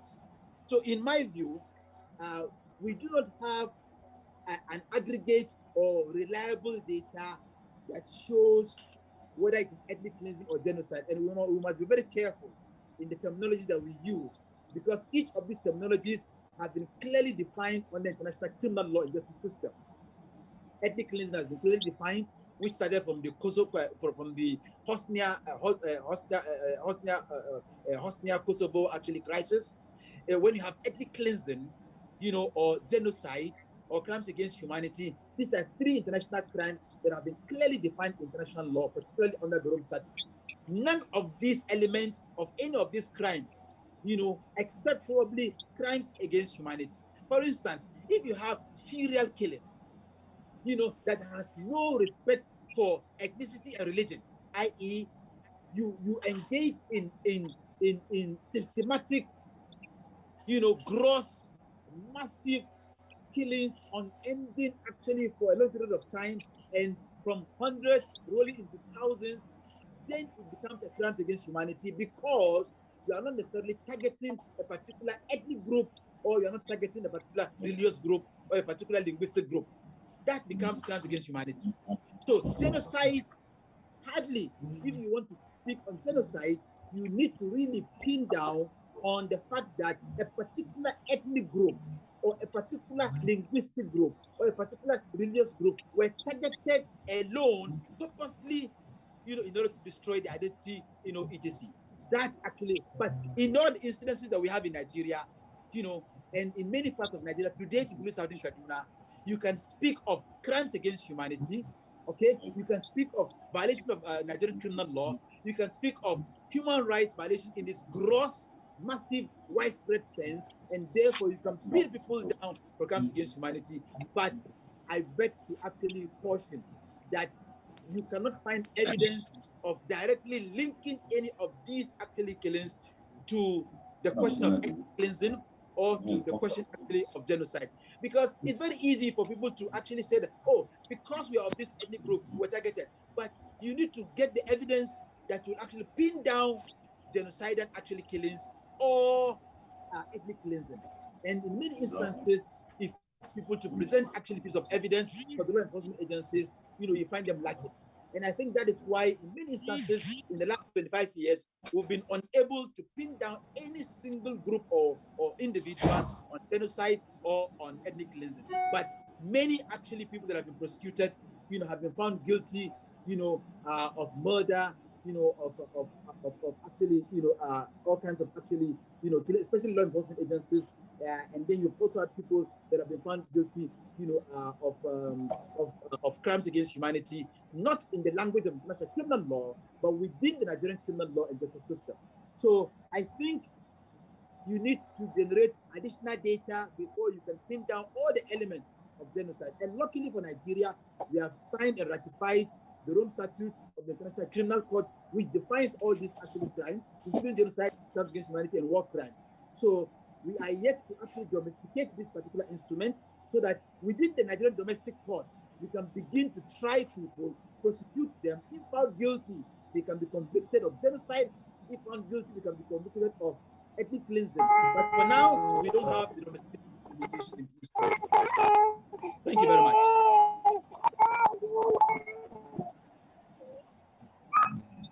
What? Thank you, Prof. Thank you, Prof. So much. As you know, as you spoke, it has also raised a number of questions in the minds of people. Some of them are on the chat box. We'll go back to that. But quickly, can I invite the STF commander? If you look at the chat box, there's also a question there related to you about sources of weapons and some of the confessions that are making the rounds in the video, where someone categorically said the government supplies them with some of these sophisticated weapons. What would you say? The other questions have been asked already, but then I just wanted to draw your mind to bear that in mind. Thank you, Reverend Gideon. Let me also state again that I would like to limit myself to the Southern Kaduna crisis for obvious reasons. So bear with me. Let me start by answering Jayasimi's question from the UK. You asked if the numbers of people being killed, we have records of them. To a very large extent, we have. In fact, the Kaduna State government, the Commissioner for Internal Security, gives update on the security situation with names, dates, and communities affected by attacks. Am I clear, please? On almost a weekly basis.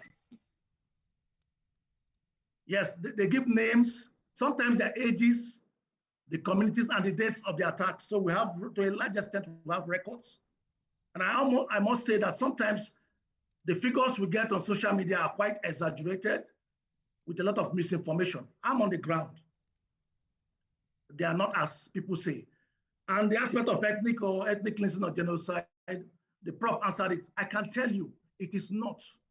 Let me give you examples. After I took over, the first major crisis I had in Southern Kaduna was in June. I think somebody was killed along a river line. And sometimes in June, the Atiap youths blocked roads leading to Southern Kaduna. And we are killing. There's a vehicle, they burnt about 4 Fulani individuals, burnt them. I saw the skeleton. The Fulanis don't have access to social media. They don't publicize most of their killings. I'm telling you, 4, I saw it with my eyes. Just because of one person killed. They blocked road, they burnt a vehicle with 4 Fulani people. Those things don't go to the media. Many others, one of my colleagues, a friend, a CSO, he will have been on this, you know him, very popular. Melvin AJ, Global Peace and he said he was coming to just one evening and they blocked the road somewhere, Manchok or so. These guys came with machine guns. What saved him was because he was a Christian. I like to be frank. He said the kind of weapons they carry, he said you are a Christian, we know you go. What will have happened to the Muslims that passed that road that time? Let me just go to the last incident that happened. Last attack of last month. That's some days ago. Yes, we arrested about 9 people. It's on the news. Directly linked to that attack. We've moved them to Kaduna for prosecution. That's beyond me. And some days ago, we found 2 corpses of Fulani guys. Their neck were slit. So who is the victim? Who is the perpetrator? Like I told you, these guys are from all the tribes. The killings are on both sides. I can tell you frankly. I was asked that question in July after a security meeting in Kaduna. I told them it is not genocide. I can tell you. The criminals perpetrate their crime. Anybody could be their victim, but this bitterness and rank unforgiveness is still there.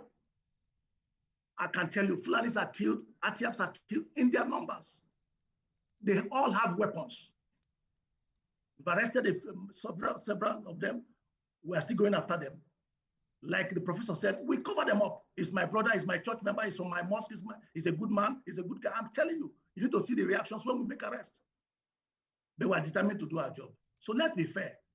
The Fulanis don't have us, they don't go to the media like the others. I'm telling you the truth. If we say what happened to them, the country will burn. I'm telling you, yes, their reprisals are disproportionate sometimes. They will normally come to revenge, definitely. and they might not go to the village that they will, So to say that it's only Southern Kaduna people like it is not true. I can tell you from both sides. Unfortunately so. Then the question about ungoverned spaces, yeah, it's quite large. Nigeria is large. We had mostly forest reserves. And these guys had gained entrance to those places and they are strong forts. They operate from there. It will take some time. It will take concerted efforts to root them out. They also need cooperation and information. And of course, technology. There's no 100% security anywhere in the world. Like I tell people in meetings, I lived in America. Till tomorrow, a gunman enters a shopping mall and kills 10, 20 people until he kills himself with all the helicopters and SWAT teams in cities. I think we should be able to manage our expectations. We will try our best. Like I said, I want to speak within Southern Kaduna. We are sacrificing in the cold, in the sun. These men are outside for little or nothing. Together, we can do a lot more.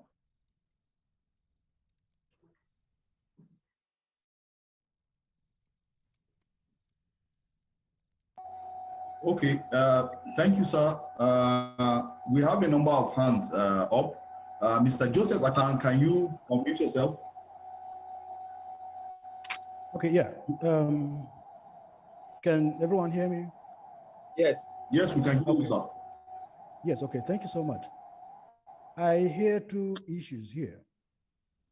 I hear criminality and I hear talk about conflict. Now, we must not confuse both of them. Crime is crime and conflict is conflict. We do not have any negotiation to make with criminals. Criminals, because we don't have issues with them. In a conflict, you have issues to settle, to resolve. In crime, there is no issue. So we don't have any peace to make with criminals. That's why I want to agree with Professor and the general that criminals should be dealt with, by the justice system, criminal justice system. That is that. For conflict, and that is why I agree with Prof too, that we should actually go people, in as much as the government has a primary responsibility of giving us security, we also constitutionally have responsibility to provide security for us and for others. Perfectly written. We want to see that implemented. So we have to go into community. I really agree with the fact that we should encourage community policing. People should stand up and protect themselves. I totally agree with that as far as crime is concerned. Crime. Now, in conflict, we have issues that have to be settled. How do we deal with issues? How do we resolve issues? To be able to resolve a conflict, you must achieve three things. You have to change the people's behavior towards each other. So they have to stop killing themselves, for example, and slandering themselves and blaspheming and, not blaspheming, actually, defaming each other and getting to profiling each other. So we have to stop the behavior. If you can change the behavior, you have started. You have one leg down. Secondly, we have to change people's attitude towards each other. So we work on their minds. We give them alternative ideas. We give them alternative perspectives, or make them to even see alternatives, perspectives to the conflict by the way we facilitate this conflict, by the way we facilitate the conflict between the negotiation amongst them and between them. But most importantly, the third one is we have to change the context. And I think that is where the problem is in Nigeria. The context is the problem. We that are in peace world, we have changed people's behavior by getting them to stop fighting and killing each other and destroying and stopping the, hate speeches and stuff like that.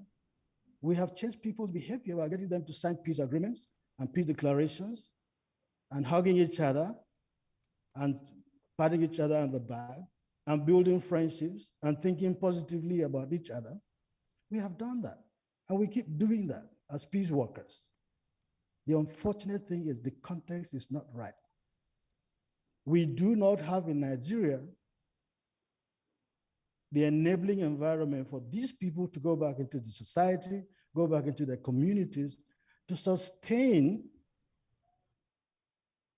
this change in behavior and change in attitude, because there is so much structural violence in this country.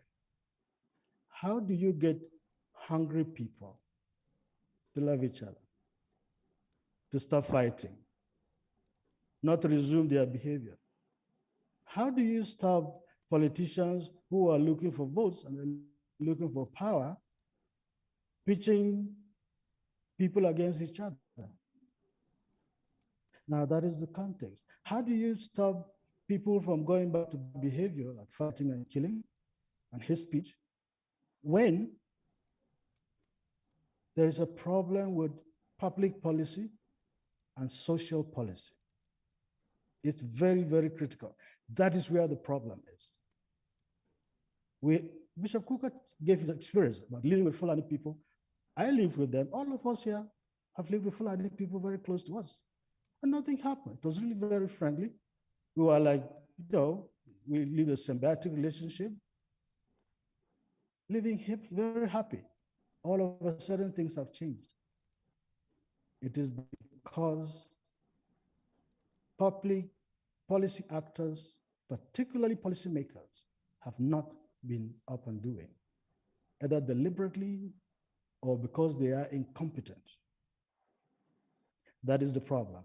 So we should concentrate on the context in which we are working. So that means that we have to connect. Peace workers have to connect with policy. We have realized that in KIC. And so if you are implementing a project for KIC, we insist that there must be a connect with policy. And there are so many ways of connecting with policy where you are implementing a project. You can have them participate in the project. And if they participate, of course, they share their perspectives. They join in the peace declarations. They join in policy briefs that are going to come up. And of course, not just stopping at that. Even if you get them to accept, to participate and to accept and to contribute to policy briefs, you have to follow up by doing advocacy. And we want to see peace workers actually getting involved in policy formulation, policy implementation, and even policy monitoring and evaluation. Unless we do that, we're going nowhere. All we will be doing is, of course, let me use this word, ceasefires. All we are getting as peace workers are ceasefires. They stop the behavior and they start to like each other. They know that you give them, they come up with positive attitudes towards each other. And so, of course, what is that? People stop dying and people start loving it themselves again. But then again, it doesn't help because the context is faulty. The environment is not conducive for them to sustain that. So they go back to this. So it is very, very key that we should engage policy actors. It's very important. Or else, all we're doing is get ceasefires. I think I just thought I should make this point very, very clearly so that we don't stop deceiving ourselves. All right, thank you, sir. Let's do the. Thank you so much for your comments. Let me tell you one thing. Yeah. Getting ceasefires is also very important because okay, good. So I stop there. Sorry. Yes. All right. Yes, sir. Just use 2 minutes to summarize. Sir. Okay. 2 minutes. Okay. So, okay, yeah. Yes. Already here, sir. We would like to officer the Reverend Dr. Gideon Paramalam. Yes, sir. Sorry, can I just a minute response to Mr. Joseph's intervention? 1 minute. Okay, sir. Okay, sir. Thank you. Thank you, Mr. Joseph. You've raised quite a number of issues and also multiple questions. But there is one point that you kept on hammering, that is the context is not right, and that there is a need for peace workers to connect with policy and engage with policy actors. And I think it's commendable to see the works you've done in changing behaviors of people. But one change agent whose behavior you've not mentioned is the media. Because if you're looking for number one culprit that are really fueling and refueling this crisis, are the media. And in fact, to make the work of the professional journalists even worse is the social media platforms. There is no professionalism, there is no code of conduct, there is no regulator, there is no community leader to check and advise anybody, no religious leader to appeal to anybody. In fact, we have a group of actually young, educated, active, and very brilliant chaps, but whose intelligence and energy are being wasted as a group of actually people that are sponsored to use the social media to be talking rubbish and be sending fake news and hate speeches, and they're recycling them. So I think, in addition to your work in changing people's behavior, I would rather actually add in your context that the media, and by extension, the social media, you people need to find a way of engaging them actively so that the sharp or rough edges, in their practice or focus on sensationalism and in promoting and recycling fake news and hate speeches is a terrible behavior that all of us as stakeholders, believe you me, you will never know its negative impact on any nation or any community until you're affected. Until you're affected, even in a place of work. So I think there is one particular entity that is missing in your context as peace workers. That is the media, and by extension, the social media. And I know that you'll have the one serious problem when it comes to social media. In the social media, there is no regulator. There is no advisor. There is no content, no context, no content, and it's a free world. And I think this is where we really need to do a lot of homework. Believe you me, the mainstream media, you can easily regulate them, you can appeal to them, you can use the guild of editors, you can professionally charge them for misconduct, all kinds of, but the social media is where we're having a crisis, and everybody's profiting, but at the same time, the threat and its impact negatively on all of us is beyond anybody's control. Thank you very much. Thank you, Prof. Okay. Thank you so much, sir. We'll have to, yeah, we will have to now round up. You cannot really. Okay. Yeah, because of the time, we just have 4 minutes. I was trying to invite you, sir, for your talk on restorative justice. I will just check before we take testimonies from the Sukapu youth leader and a video.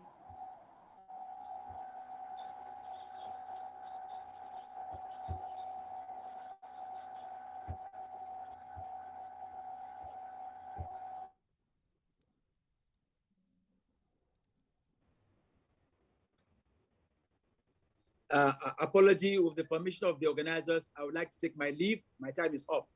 I'm sorry. Hear us?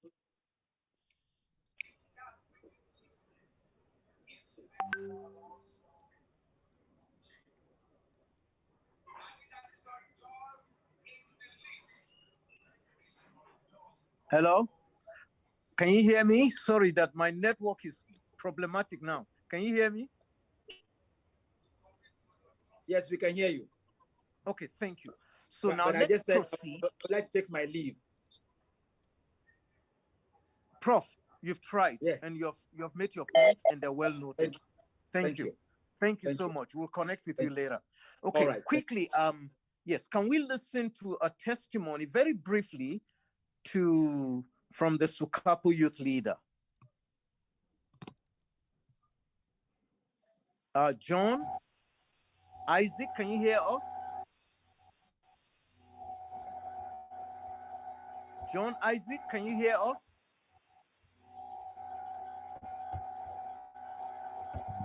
Okay, again. Okay, so go ahead. Go ahead and just give your very short testimony on the youth consultation. Make it 1 minute if you can, maximum 2.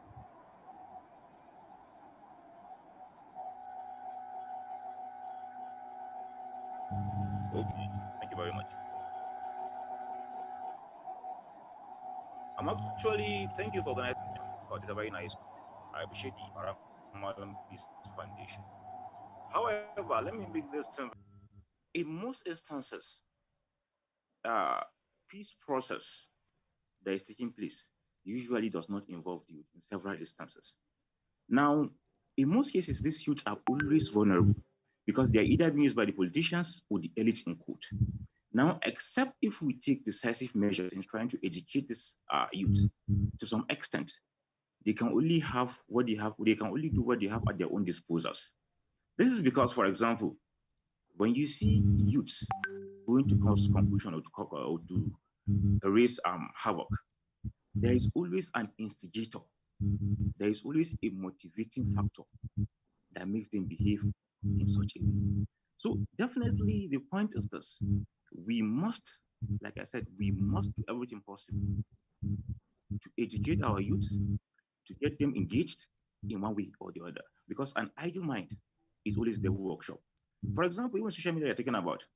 Now, these youths can also be educated that social media is a tool for them to connect with each other and to preach good news rather than preaching bad news. But you see, people look at social media as if it's just a very bad thing. No, it is not. It can equally be used to enhance social cohesion among individuals within a particular society. Now, on the issue of interreligious crisis, what have you, I am from Southern Kaduna, for example. My parents are from Southern Kaduna. We've lived peacefully within ourselves, be you Christian or a Muslim, be you a Hamman, Atiap man, Bajuman, or Fulani. We've lived peacefully. But somehow politics now came in.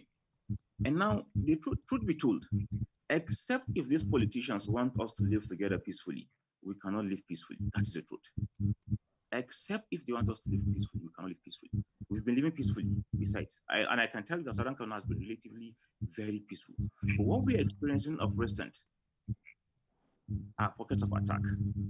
I share the frustration of the general, for example. I've been close to him. We've been working together. I know how he has been working around the clock to make sure that peace returns to Southern Kaduna. But the truth is that except if we that are from Southern Kaduna unite to chase these bandits away collectively, there can never be peace. In a situation whereby an Atiap community is being attacked, and then the Fulanis do not share in their own pains, definitely there's a problem. So I look up to it that the Southern Kaduna person, all of us, will come together to chase these bandits away collectively, irrespective of our own religion or our own tribe. Let us come together to defend our own territory. Now, on the issue of security being the responsibility of government, of course it is. As a citizen, for example, I don't have, the only thing I have access to is the knife that I used to cut onions, which is in the kitchen. So how do you expect me to defend myself with a knife that is being used in the kitchen? So it is the state that has the instrument of violence, and they are the only ones that can defend the citizens, because people don't have license to carry any gun. So without you having any instrument of violence, you cannot defend yourself. And then lastly, let me put this very, very clear. In every society, if you see any society that is bedeviled by crisis or conflict or whatever, check the underlying factor. Issue of equity, issue of fairness, issue of justice is key, it is paramount. We cannot keep on having cosmetics, believing that by mere talking, leaders must be very, very fair. They must be very, very fair. So I think once we can achieve that, I bet you, okay, we are talking now. The Paramount Peace Foundation is doing a very, very great job. So, but once if the leaders now key into this kind of issues, sometimes you can come up with a policy document. The next thing they do is to politicize it. When you talk, they say it's because you are not in power. And when you're in power, they say you're talking because we are in power. But we should be able to look at the content of what somebody is saying. It's very, very important. It is key as far as we are concerned. So the youth must be engaged. They must be engaged because they have the energy. But when you don't engage them, whatever you're talking doesn't make any sense to them because they believe that somebody out there could talk to them and then they carry out what he wants them to do. Like I said, the social media can also be used for good. Let's not look at it that it is just meant for for bad. No, it is not. It can equally be used for good. And then let's get this very, very clear. Discourse like this, it's very, very key. But like I said, the politicians have left the security with no option other than to keep working 24 hours. The politicians have left the citizens with no option other than have conspiracy or let themselves. So here we have must be very, very honest. They must be very, very sincere. That is the truth. If an army officer will spend 24 hours guiding a city, and yet you sit down at the helm of affairs, not being sincere in your own doings, there we got it all wrong. If citizens who are meant to stay together peacefully are being instigated by a politician simply because he wants to win an election or simply because he wants to maintain the status quo of his political party in that very area, then we got things wrong. So we have to be very sincere with ourselves in this dealing this kind of issues. Thank you very much. May God bless the Paramalan Peace Foundation, and we look forward to more of this engagement. But then Southern Kaduna, like I said, is a very peaceful place. It's a very good place to live. Thank you very much. Thank you, Isaac. I'm glad you were part of the youth consultation. There's a lot packed in there. You had the STF commander commending the youth for being in that consultation. So we'll see how we tackle that. Again, quite a few people have left and we really need to go to round up now. I would like Brand, can you show that quick 3 minutes video quickly? A testimony from the woman, February 11th, and then the one by the woman was held on the 12th. Please, can we have that quickly? And thank you all. Now, we'll plead with you before you leave, try and register. The link has been created, so it's an appeal. The message has been going, encouraging you to register. Oh my God. Hi, good evening. Can you see? How are you? I hope you're doing well. Yeah, we can see, but enlarge. She's This is no, that's the biggest. So that we can see on the full screen. I'm very happy because I've just attended a program organized by Gideon and Fumi Malam Peace Foundation in collaboration. Hi, good evening. How are you? I hope you're doing well and keeping safe.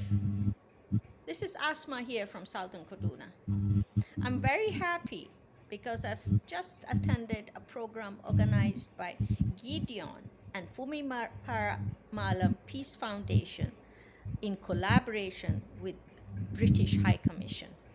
And it was a very nice program. It was a confidence and capacity building program for peace building. It was a round table dialogue. It was meant to promote interreligious harmony and peaceful coexistence in Southern Kaduna. I want you all to understand that we have a beautiful country. Southern Kaduna is beautiful. We have everything that it takes to become an awesome place. My dream for Southern Kaduna is to become the Singapore of Nigeria. So let's make it happen, right? So what was this dialogue about?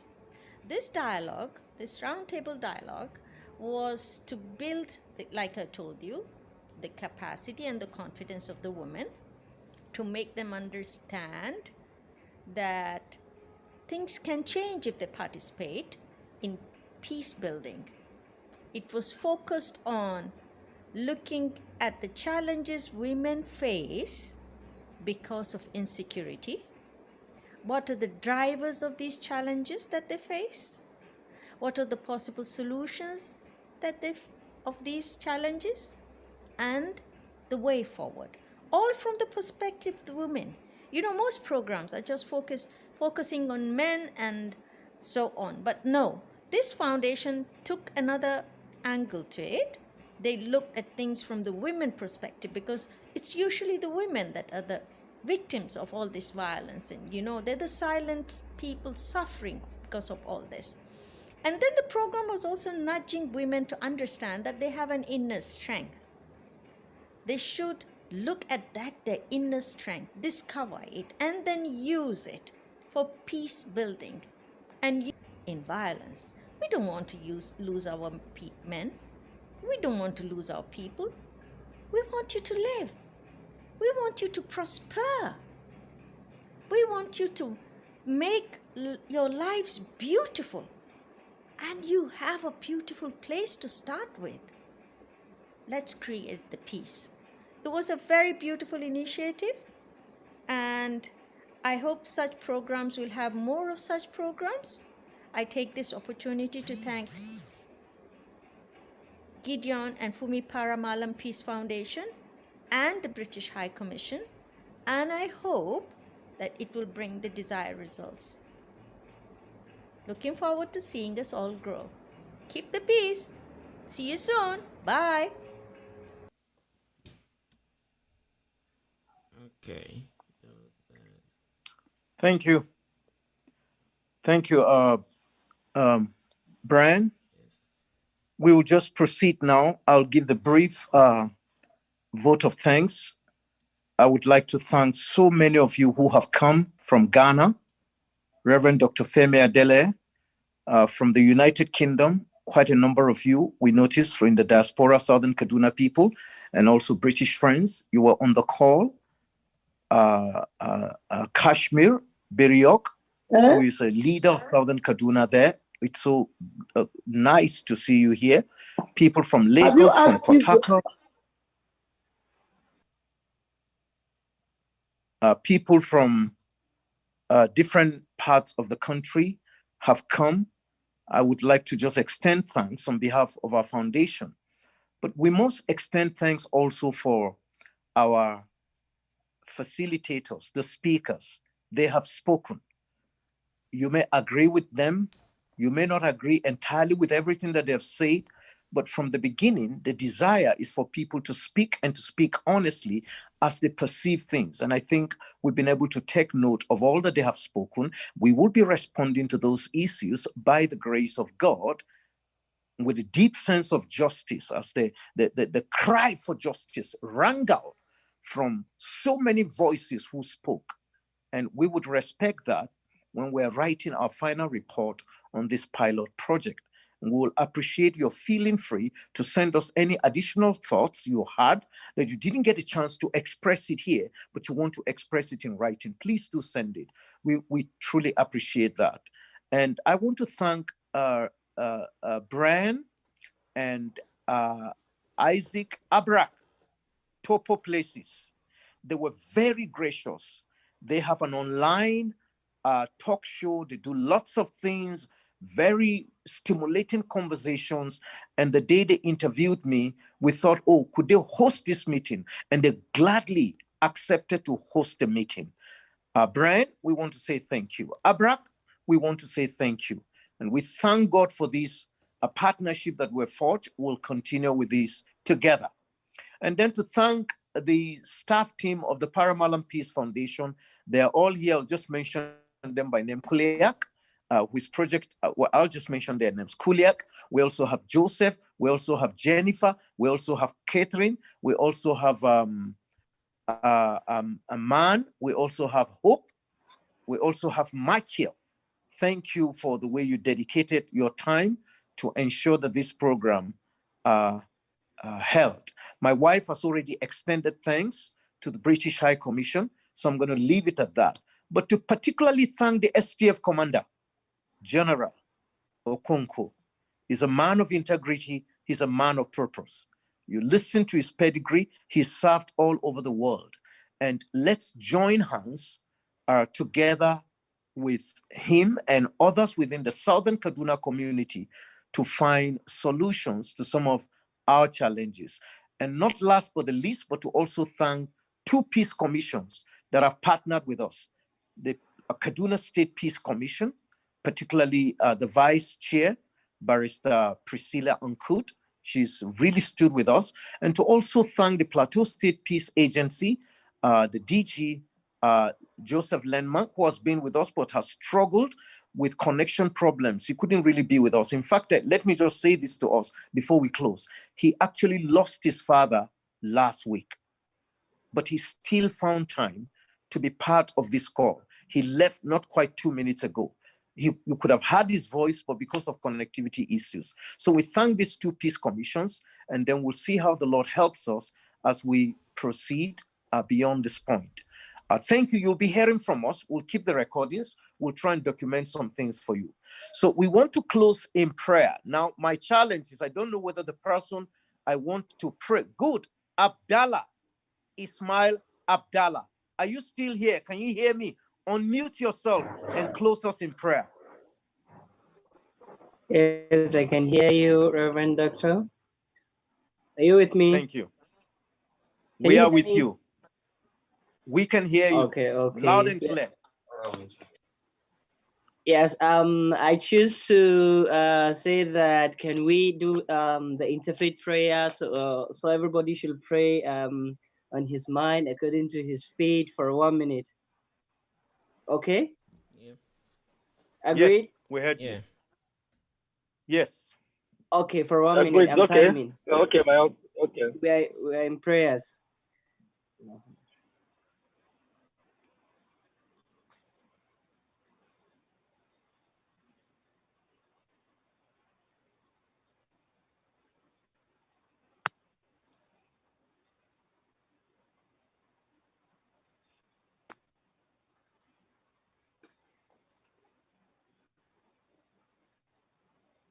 Okay, it's time. Amen. Amen. Thank you. Thank you, Abdallah. So, amen. Thank you. Brand, do you have any word? I hope you've recorded everything. Thank because you, people everybody. have been asking the one. Yes, it is on Facebook. The video is live on Facebook and on YouTube. Thank you, everyone. Thank you, Doctor, for the opportunity for us to be part of this event. It helps us as engineers and Thank people. you so much, Reverend. Everybody. Thank you. And people looking forward to us building a new future. So we are very honored to host this. So I'm wondering if Isaac also has anything to say before we split. Yes. And maybe Isaac should say something, but let's all know that Brian is Cameroonian, but has a passion for what's happening in Nigeria. And he has actually hosted this meeting all the way from where? New York or where? No, from College Park, Maryland, United States. Maryland. Okay. Yeah. Thank you. Yes. Thank you. Okay. Yeah, thank you. Abra. Yes, so what I just want to quickly say here is that my brother Isaac made mention of something, saying that the people cannot be united if governments do not, if politicians do not want us to be united. I think there's an opportunity. People can decide to stick together. Fulani people in Fadian Bokut, for instance, where I come from, or Farman, can sit together and solve their issue and talk how they can live there and resettle and live in peace. We can shame the politicians by coming together to settle our issues in our own villages, in our own compound. We can do it. So I want to thank everybody. I want to say that Topo Spaces is like the way we used to sit in the night with our parents after cooking food. They will give us food and they will now be telling us food, you know, and all of that. That was how we documented our histories in Africa. So that is what Topo Spaces is all about. You are all invited to Topo Spaces as individuals. Come and share your experiences. Thank you very much.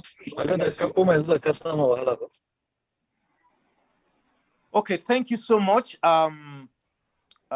Thank you so much, Ambassador Godwin, Kamai, thank you. I would have wanted one of those in the diaspora to say something. I've just seen Reverend Polika Baja, thank you very much. I wanted somebody from the diaspora to say something. I hope we have not missed him. Yes, he's still here. He's been a leader. We've been working together in a number of things.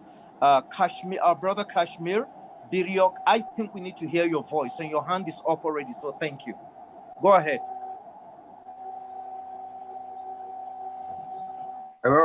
Dr. Reverend Paramalam, thank you very much. You've been doing a wonderful job, and it's been a pleasure working together with you. I would say you are a star in Southern Kaduna sky. May God bless you all. Thank you. It is really exciting, but I think there was one area which I thought maybe emphasis should have been placed. The area actually I feel we need to look at is what I call justifiable restructure. When you look at Kaduna State, for example, or when you look at the Nigerian state for the present moment, the Nigerian state control the economic resources of the present Commonwealth. A lot depend on, they have so much power to determine how a society moves economically. So we need a situation where there is equity in terms of distribution of resources, and also even distribution of even simple political position. We have a situation, for example, in Southern Kaduna, or maybe in Kaduna State as a whole, which is bigger than Katsina State. But Kaduna State has got 23 local government, while Katsina has got 34 local government. The reason for this is that when you look at the resources, when you look at how resources are located, if, for example, each state or each local government is allocated 10 million, Katsina State will end up with about 340 million, while Kaduna State will end up with about 230. So you can see there's a bit of injustice there. So we have a bit of, so these are things that we need to go back to the fundamental and actually look at it and see. Because justice sometimes could be perceived, it could be real. If it is real or perceived, I think it's the responsibility of the government to actually look at it and see how this could be addressed. So we need to look at that. I was also excited to hear what the general said about, how the Fulani don't have access to the internet and that they're actually suffering. It is true. This is a two-way fight. But I think we might be in a situation where we are selling a narrative here that, hey, this Fulani are really having some serious issue. They are actually being put at a disadvantage simply because they have no access to the internet. I don't know how that reconciles with all the villages in Southern Kaduna that have actually been ransacked. I'm not trying to take side here, but I do want to say these are something I think we really need to look at and see, because that narrative sometimes gives the impression that these people actually suffering more than the other set of people. Nobody should suffer, basically. Nobody should suffer. And I think another big area is that we have allowed the political class to basically corner the resources of the Commonwealth. Why do I say so? We kind of copy the presidential system in America. And for the life of me, I can never understand why in America, a state like Texas, which is almost as big as Nigeria, has got 2 senators. But in Nigeria, we decided to say that every state should have 3. So we have a group of people who have basically sit down, design the system, and corner the resource of the Commonwealth. And everybody just sitting down there looking at it. So I think we need to look at that. Restructuring need to be really, really fundamental. And see why should America, instead of California, which is bigger in terms of population, in terms of resources, have got 2 senators.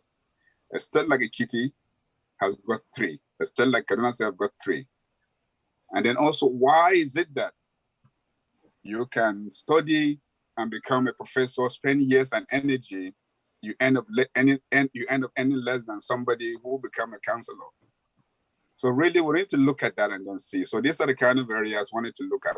Because if the foundation is faulty, we really have problem in the long run. We can decide to build the most beautiful house on a faulty foundation. I guarantee it to collapse. So I think we as society, in as much as this is Southern Kaduna thing, we need to look at the bigger picture and then bring it back. And I do not see why in Southern Kaduna there's some serious political gerrymandering. I mean gerrymandering. I do not see why places like Lere should be linked to Kaduna Senatorial Zone 1. So really there are some serious issues there, which I think as a people need to be addressed. I hope I'm not taking the discussion off tangent, but that's just my feeling. Thank you very much.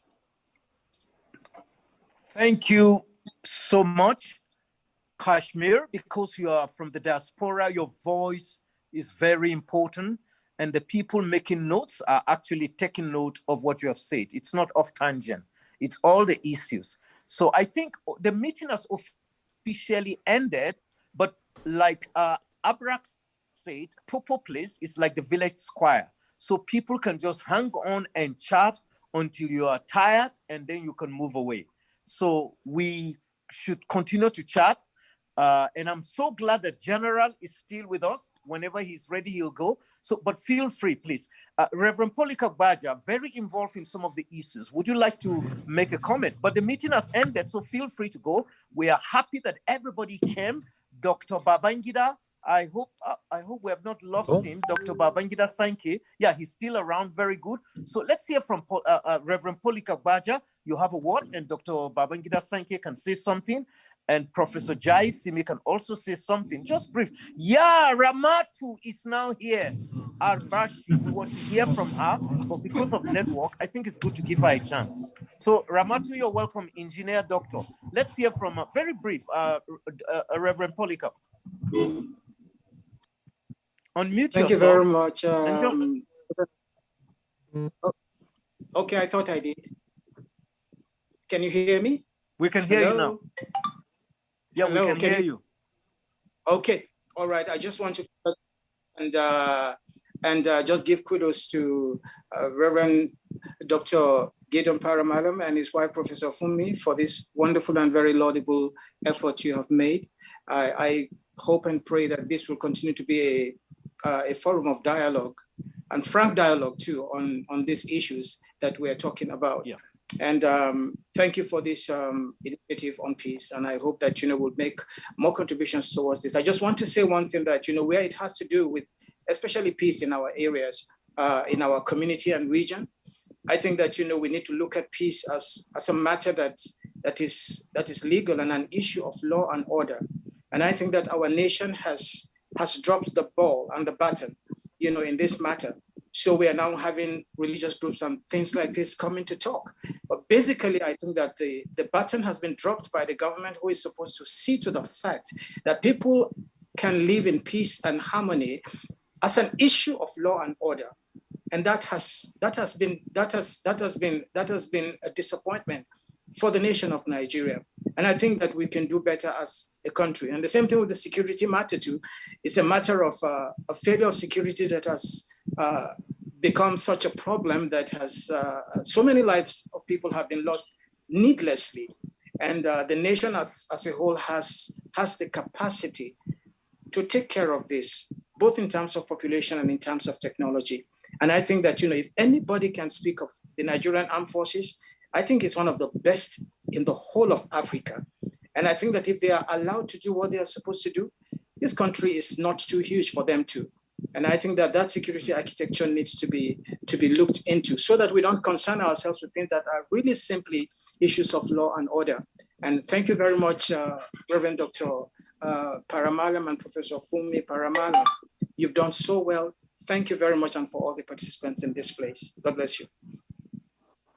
Thank you so much, Reverend Polycarp Baja, very involved on the issues. And I like the statement he made. The Nigerian Armed Forces is one of the best in the world, and what we're experiencing in Nigeria is not too big for the armed forces to be able to tackle. And I can assure you that message has been heard and also will be re-echoed to the STF commander. Quickly, please, Dr. Babangida Sankey, you want to say something quickly? I mean, we're just relaxing now in the village square. Can you unmute yourself and say something?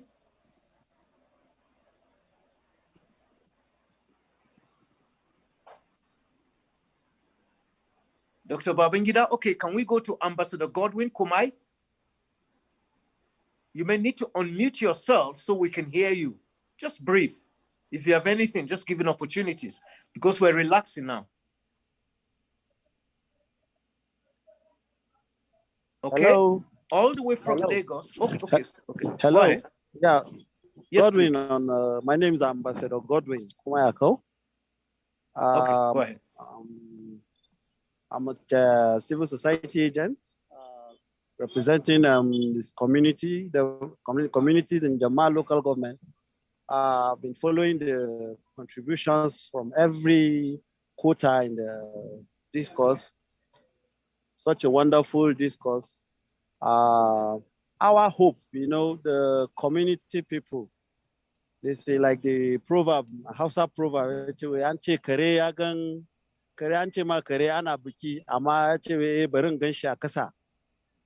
peace is everybody's concern.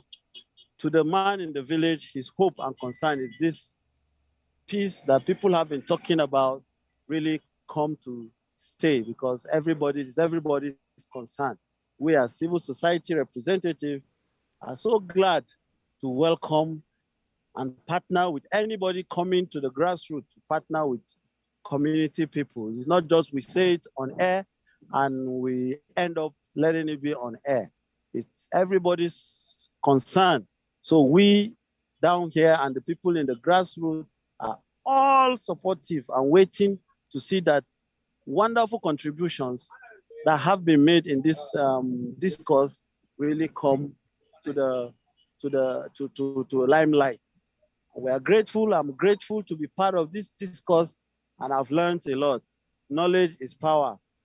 This same knowledge will convey back to the people, and we'll tell them really, there are people that are really concerned from diaspora and everywhere in regards to peace.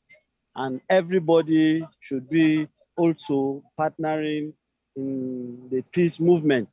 Thank you very much, the moderator and the organizers of this wonderful forum, this wonderful group, and the wonderful discourse. We are so grateful. I'm so happy. I'm very, very delighted to meet a lot of people in this discourse and saying things that really matter and preparing solutions. We are grateful. As I say, I'm representing Jamal local government, CDC Community Development Charter champion. Without peace, there won't be development. So we are concerned because our people are really lacking in regards to development. We need more development. But before that, we need peace. Thank you very much, and God bless you all. Thank you, Ambassador Godwin Kumai. We also have another diaspora from the US that has been with us all through. He's doing his PhD. He's also has been a lecturer and he's still a lecturer. Reverend Emmanuel Jato, can you unmute yourself and just one or two words, that's all. And we have Gaya Bijimi all the way from Lagos waiting. We also have ICRTC training. Just wait, just quick words so we move on. I think Isaac Abrak has his hand up, but let's take Emmanuel first. Well, first, I would just want to say thank you very much, Reverend Gideon and your wife, Professor Fumi, for a forum like this. I think I concord with all of the participants who have commended the work you are doing. And I actually listened with keen interest, all of the presenters. I was so blessed having to have the opportunity to hear Bishop Matthew Kuka. This is my first time of actually hearing his voice in a very close meeting like this. I read one of his books, Politics, Religion and Politics in Northern Nigeria. And I'm wondering if Southern Kaduna people have actually read that book. I would really want to encourage our elites in Southern Kaduna to engage that book because there's a lot in that book that we need to know. But I also want to thank the commander, I think he's still there, General Konko.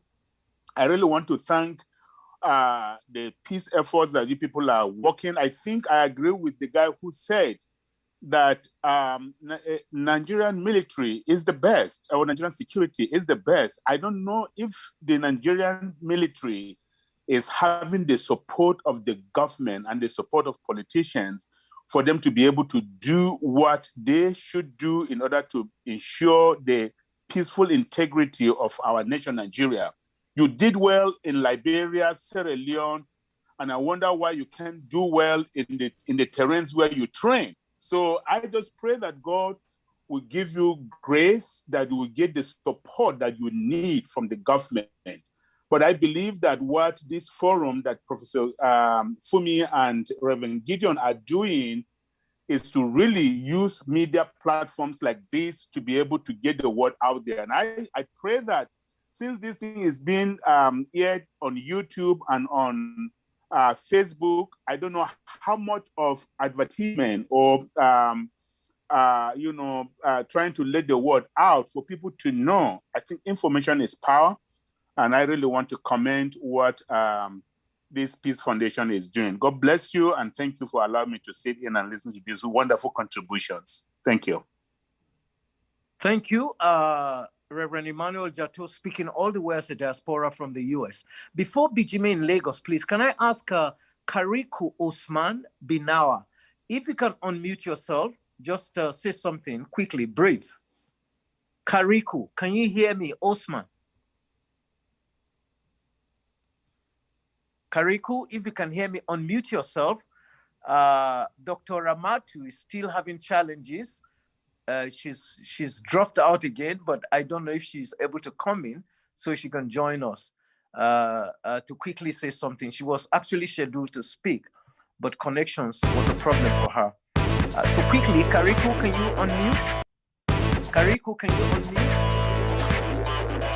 Okay, let's move to Bijimi from Lagos. If Kariku Osman is able to unmute, he can say something. Quickly, Bijimi from Lagos, our dear brother, Gaya.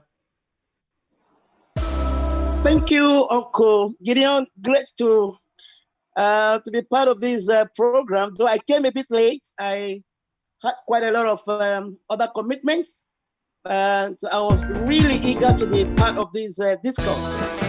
I want to thank you so greatly for this program. If we don't have peace, there can never be development. And I want to agree with all the comments that has been made earlier on. We all need peace. If we as humans don't have peace, animals can have peace. The entire land can have peace, including our crops can have peace. So I believe that peace is paramount. Peace is very important. I want to thank you so much for organizing this program. I'm really looking forward that in the near future, we're going to have more of this discourse. Let's keep talking. Let's keep talking. One day we're trusting God that there will be changes, particularly in the region where we all come from. I'm a blood of Southern Kaduna. I live in Lagos. I've been in Lagos for over 35 years. And I would love to see that, there is peace and harmony in my region, and the kind of development we've been praying for will come into being. There can't be development if there's no peace there. I will want to come back home one day, and contribute my quota, but I can only do that when there is peace in the region. So thank you so much, sir. And I do hope that in the near future, we're going to have more of this program. Now, I'd like to be part of it all the time. Thank you so much, and God bless you, sir. Thank you, Engineer Bijimi. Thank you so much. All the way from Lagos and Port Harcourt. I know you're kidding.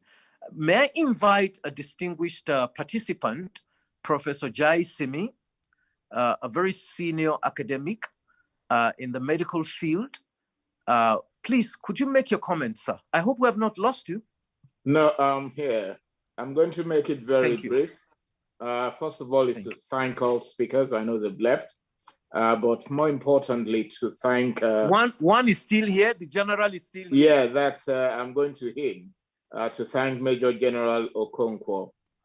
It's not often you see people in government or appointed into sensitive positions coming out to talk as frankly as you've done.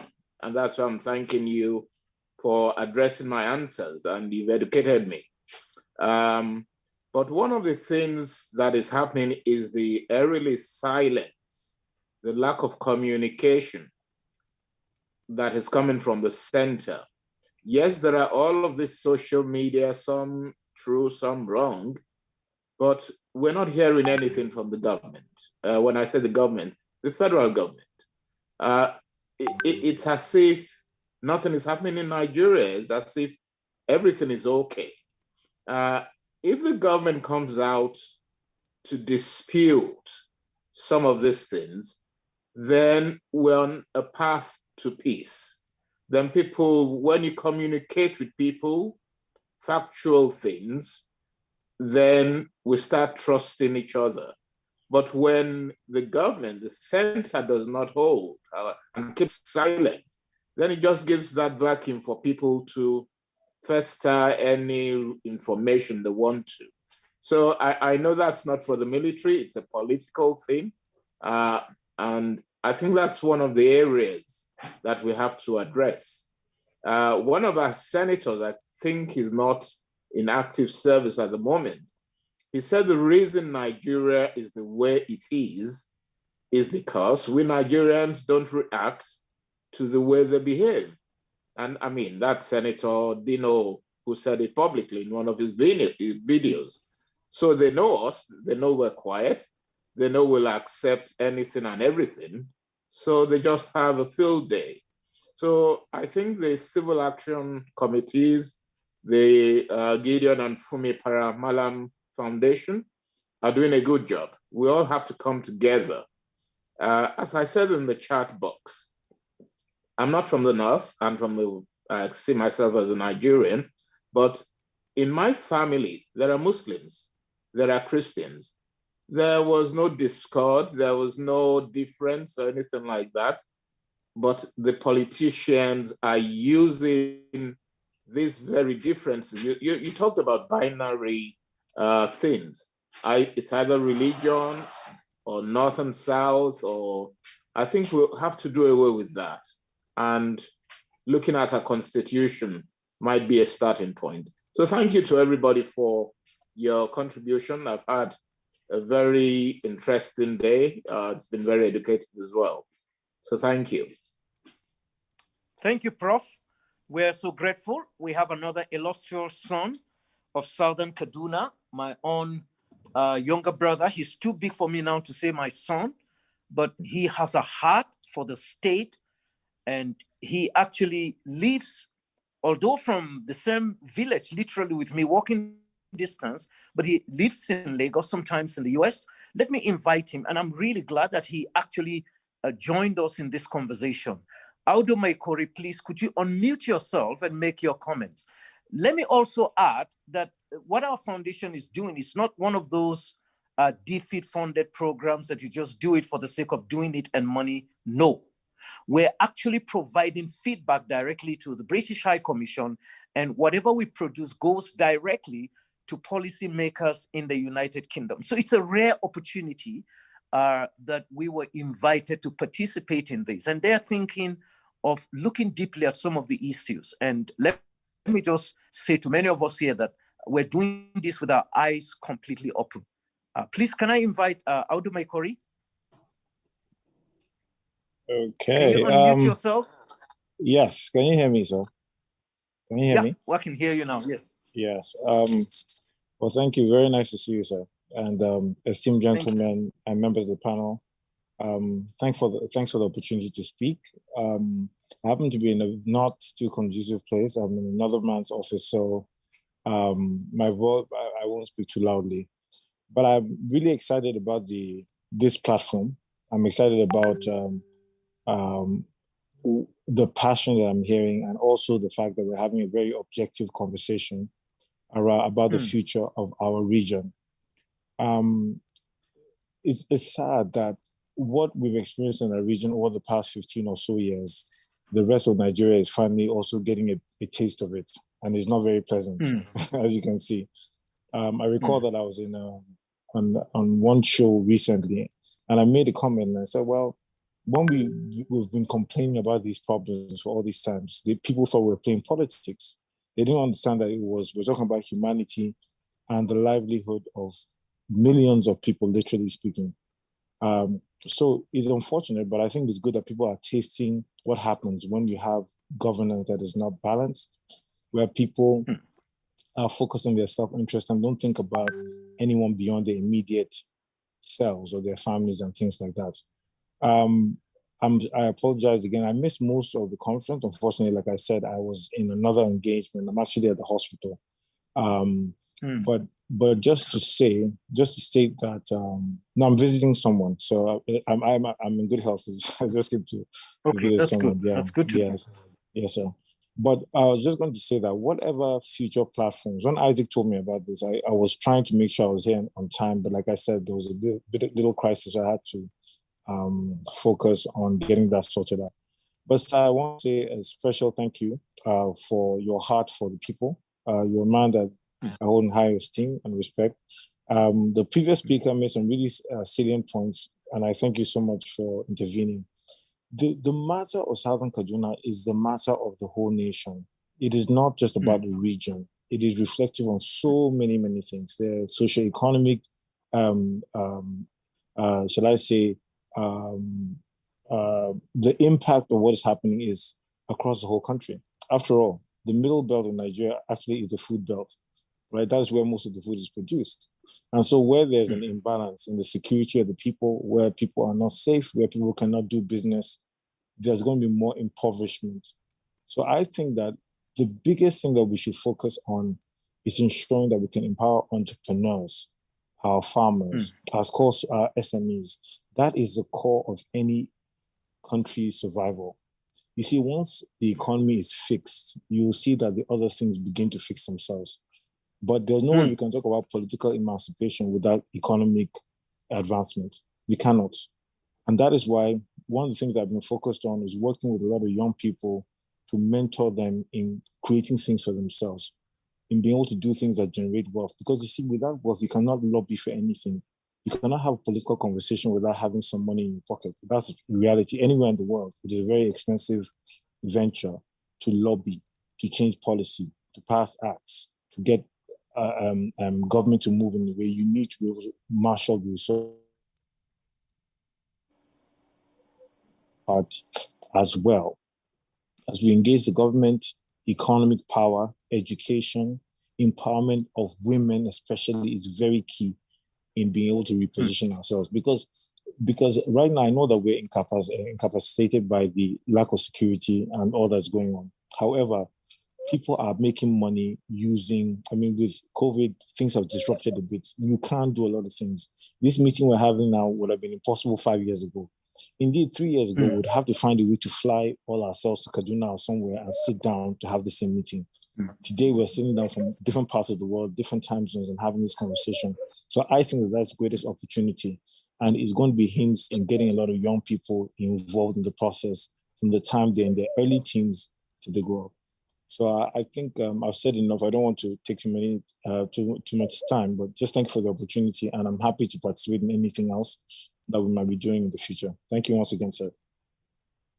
Thank you so much. Audu Maikori is a young chief executive, one of those I call Yopis. You touched on a very important point, and that is economic advancement. And one of the things that I've tried to raise with the British officials is the need for a programmatic, not pragmatic, programmatic. I don't see how they can be able to provide real help in helping to build sustainable peace without engaging in some kinds of direct programs that will affect the lives of many of the victims I have interacted with, I have listened to. So I appreciate this point that you just brought and would encourage you to try and develop it further beyond what you just said. And to also, I'm glad you said you will be happy to be involved in other ways. So please keep this up and we'll be back in touch at some point. Quickly, we've been hearing mostly the men, and I've been waiting for Engineer Ramatu to come, but we're not getting her. So there's Hanatu Juma. Hanatu Juma, can you hear us? Can you say something? You know, it's a village square now, so we're giving everybody a chance. That's how we used to do it. That's what Topo Places is all about. Am I correct, Isaac? Abra. Isaac is muted. I will just answer and say, yeah, that's why it's there. The fire is Okay, burning. good. Thank you, Brian. You've Yeah. answered properly. Yeah. All the way from Maryland. Okay, quickly, can we hear from Hanatu Juma? Can you hear us? Can you hear me? Okay, so let's go to Ruth. Ruth, hope we have not lost Ruth. Okay, Martha Kude. Martha, can you hear us? Can you hear me? They are muted. Martha, can you hear me? Martha Kude, can you hear me?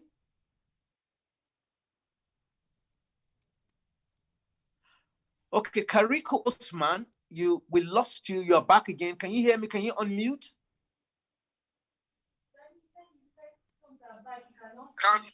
Oh, okay. Okay, sorry. I'm told that Kariko Osman says he has issues with his phone. He can't speak. Okay, fine. Do we have any other person who would like to? I did give chance to the one of the representatives of the NGOs, but then I think we've lost him or her. Okay, does anybody want to say anything? But you've done extremely well. We've stayed now. We hadn't added an hour extra. So does anybody want to say anything? And then we give everyone a chance and then we close. Hanatu.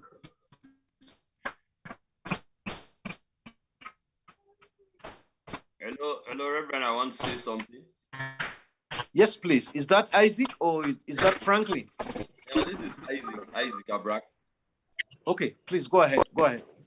Yeah, yes, sir. First of all, I would like to thank everyone for joining in here. Particularly, I see my brother Ebele Akofunja. So, it is a village where, as Daddy has said, we can even compare and translate it. We are here to discuss and learn from each other. But just to add more expansion on what I said much earlier, because I thought the program was rounding off.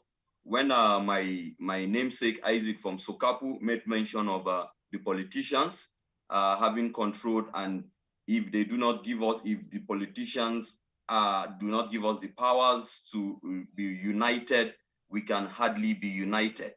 I want to look at options or alternatives that we can do outside government. Let us seek interreligious, peaceful coexistence outside government, outside even the influences of government. We know that the government influences a higher percentage of our well-being, but we at the community level can sit down with ourselves. People at the community level can sit down with their neighbors, Fulani people, call them. What is our problem between me and you, my brother? We've been living together. We've had economic benefits, commercial benefits. Your cows come, they drop the cow dungs, and I use it for my farming, and the crops grow so very well. What is our issue? I believe that if we begin to dialogue at the grassroots level, I mean, we will shame the politicians. I think we are giving them too much powers. When we begin to look like without them we cannot function. We can't function, and in Topo Spaces, this is an agenda that we have been talking about for people to begin to look at options outside government, dialogues, how they can sit down with their neighbors, and discuss and solve their issues outside government and the politicians. And we are very convinced that we can be very, very successful. Yeah, and since Daddy is not here, maybe Clement. No, he currently stepped away. Okay. Hello. He currently stepped away, so anyone who is ready to speak can come up now. I think Mrs. Hanotu is back, Ms. Matokude is back. So if any of them is available to speak, they can go ahead.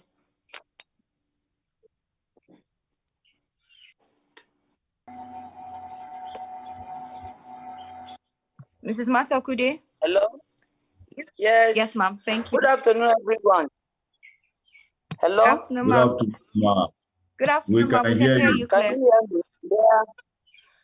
Yeah. I want to really say thank you to all of you for inviting me, particularly Kuliat for inviting me into this meeting. The issue of peace in Southern Kaduna is very confusing. Different people are doing efforts, making efforts to work on peace and how to establish peace in Southern Kaduna. But after particular big meetings, all the efforts, immediately after, you will hear that something else have happened. Our problem here is like the people are pretending. It's like we are not really serious about looking for this peace. Because sometimes you find out that it is among us that the attackers are coming out. So if we say we want peace, how are we going to find it? If we are pretending and we don't want to really settle down and look at our problems. I don't know, I've asked all the peace working experts, how can they advise us to do away with all this pretense and be serious and really committed to looking for peace in Southern Kaduna? That is my point for now. Hello? Yes, thank you, dear Sister Martha. Very valid observation. And on Tuesday, when I was talking with many of our traditional leaders, religious leaders, and community leaders, I alluded to the fact that we're making efforts to do peace meeting. And while some people are trying to undercut it also with some of these attacks, and I'm trying to develop a thinking that would help us to understand the dynamics that's taking place between you're doing peace meeting and then attacks are getting along almost concurrently. I think it's a new area we really need to examine so that we look at what kind of approach do we need in our context, Nigeria. So thank you for that.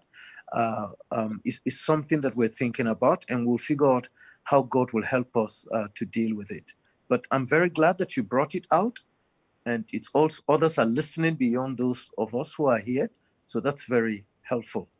Thank you so much. But don't be discouraged. Don't give up. Let's continue to work for peace. I know it's difficult, but let's keep working for peace. But also peace that seeks to promote a deep sense of justice. Thank you. Okay, thank you.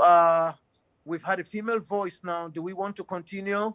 Do we call it off? At this point, we're 4 minutes to 5, and I think it's good for us to finish. Are we happy to end? Yes, sir. Good. Yeah. You don't say anything. We can't see any hand. Okay. Thank you to everybody. There are many hands, but we want to. No, sometimes people are hungry.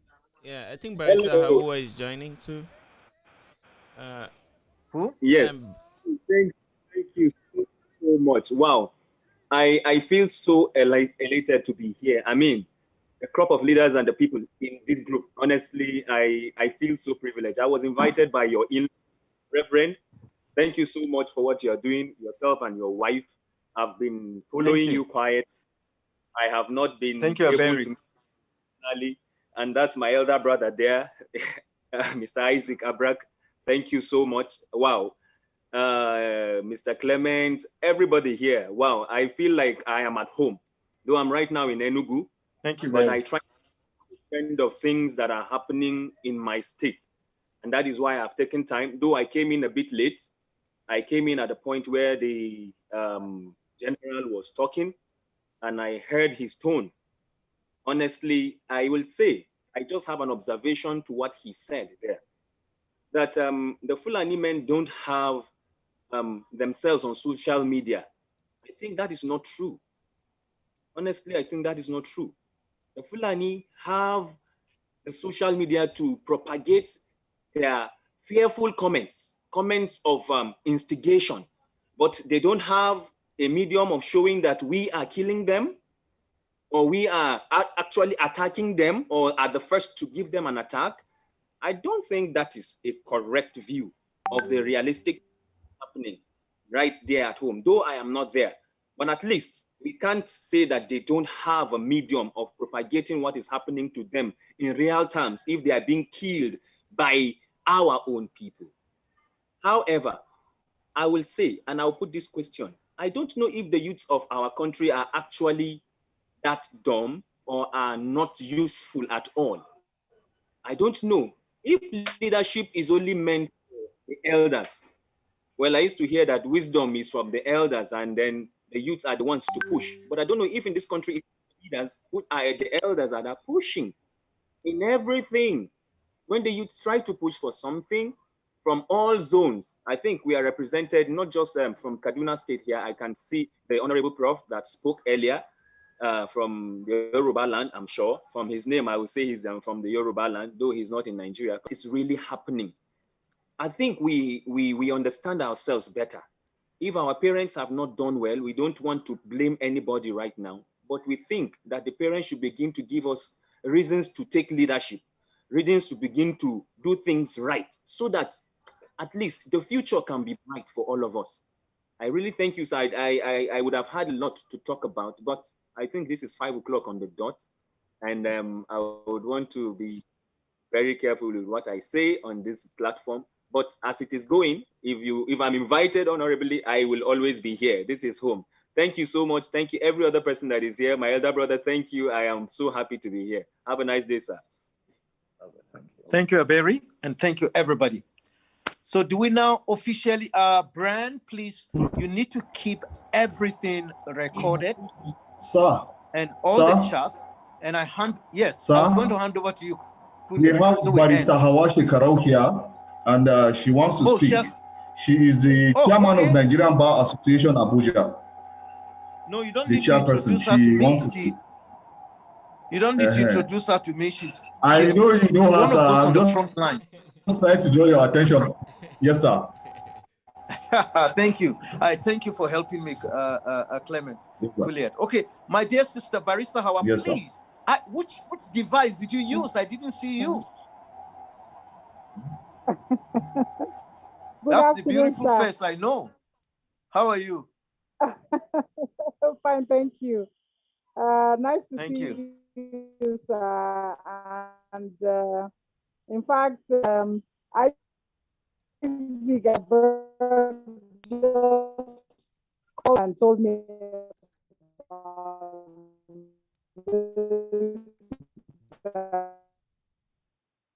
event, and I told him, oh my gosh, why didn't he tell me earlier on? I mean, I would have planned in such a way that I would have participated. I would just try and connect the efforts, the work you're doing, sir, with the Fumi Paramalam Peace Foundation. I recall that sometime last year, we had a meeting with the British High Commissioner in Abuja. And some of the conversations we had there were quite, encouraging, that they are also trying to see what they can do to be part of finding the solution that we are all looking for. I'm glad you've taken that on with this webinar that is also supported by the British High Commission. That tells me that something is actually being done. I commend you, and commend Topo Spaces also for the great work they're doing. Now, I've not been privileged to hear all that has been said.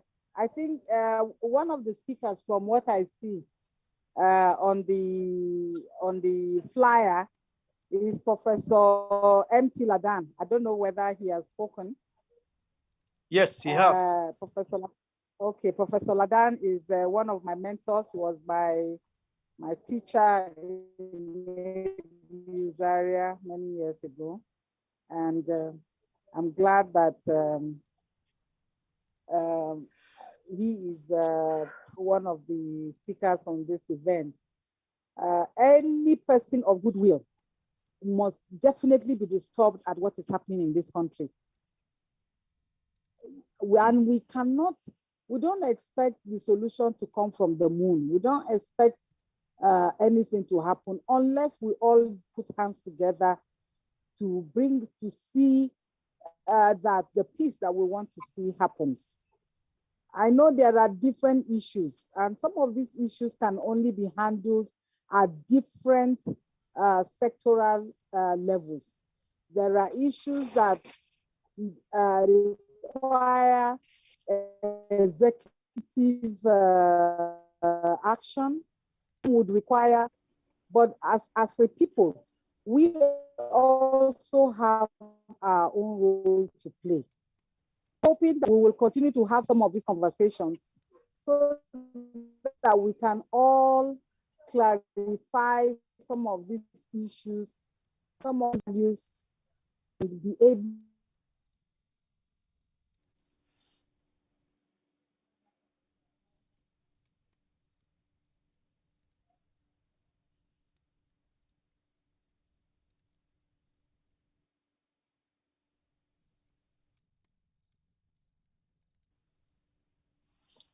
Hello, our sister.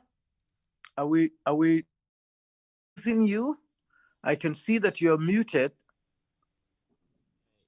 Brian, can you help Barista Hawa Shekaro? It should be that network issues, but I think she would connect in a bit. So let's just be patient a little, please. Okay. It appears I broke off at some. Yeah, she's back.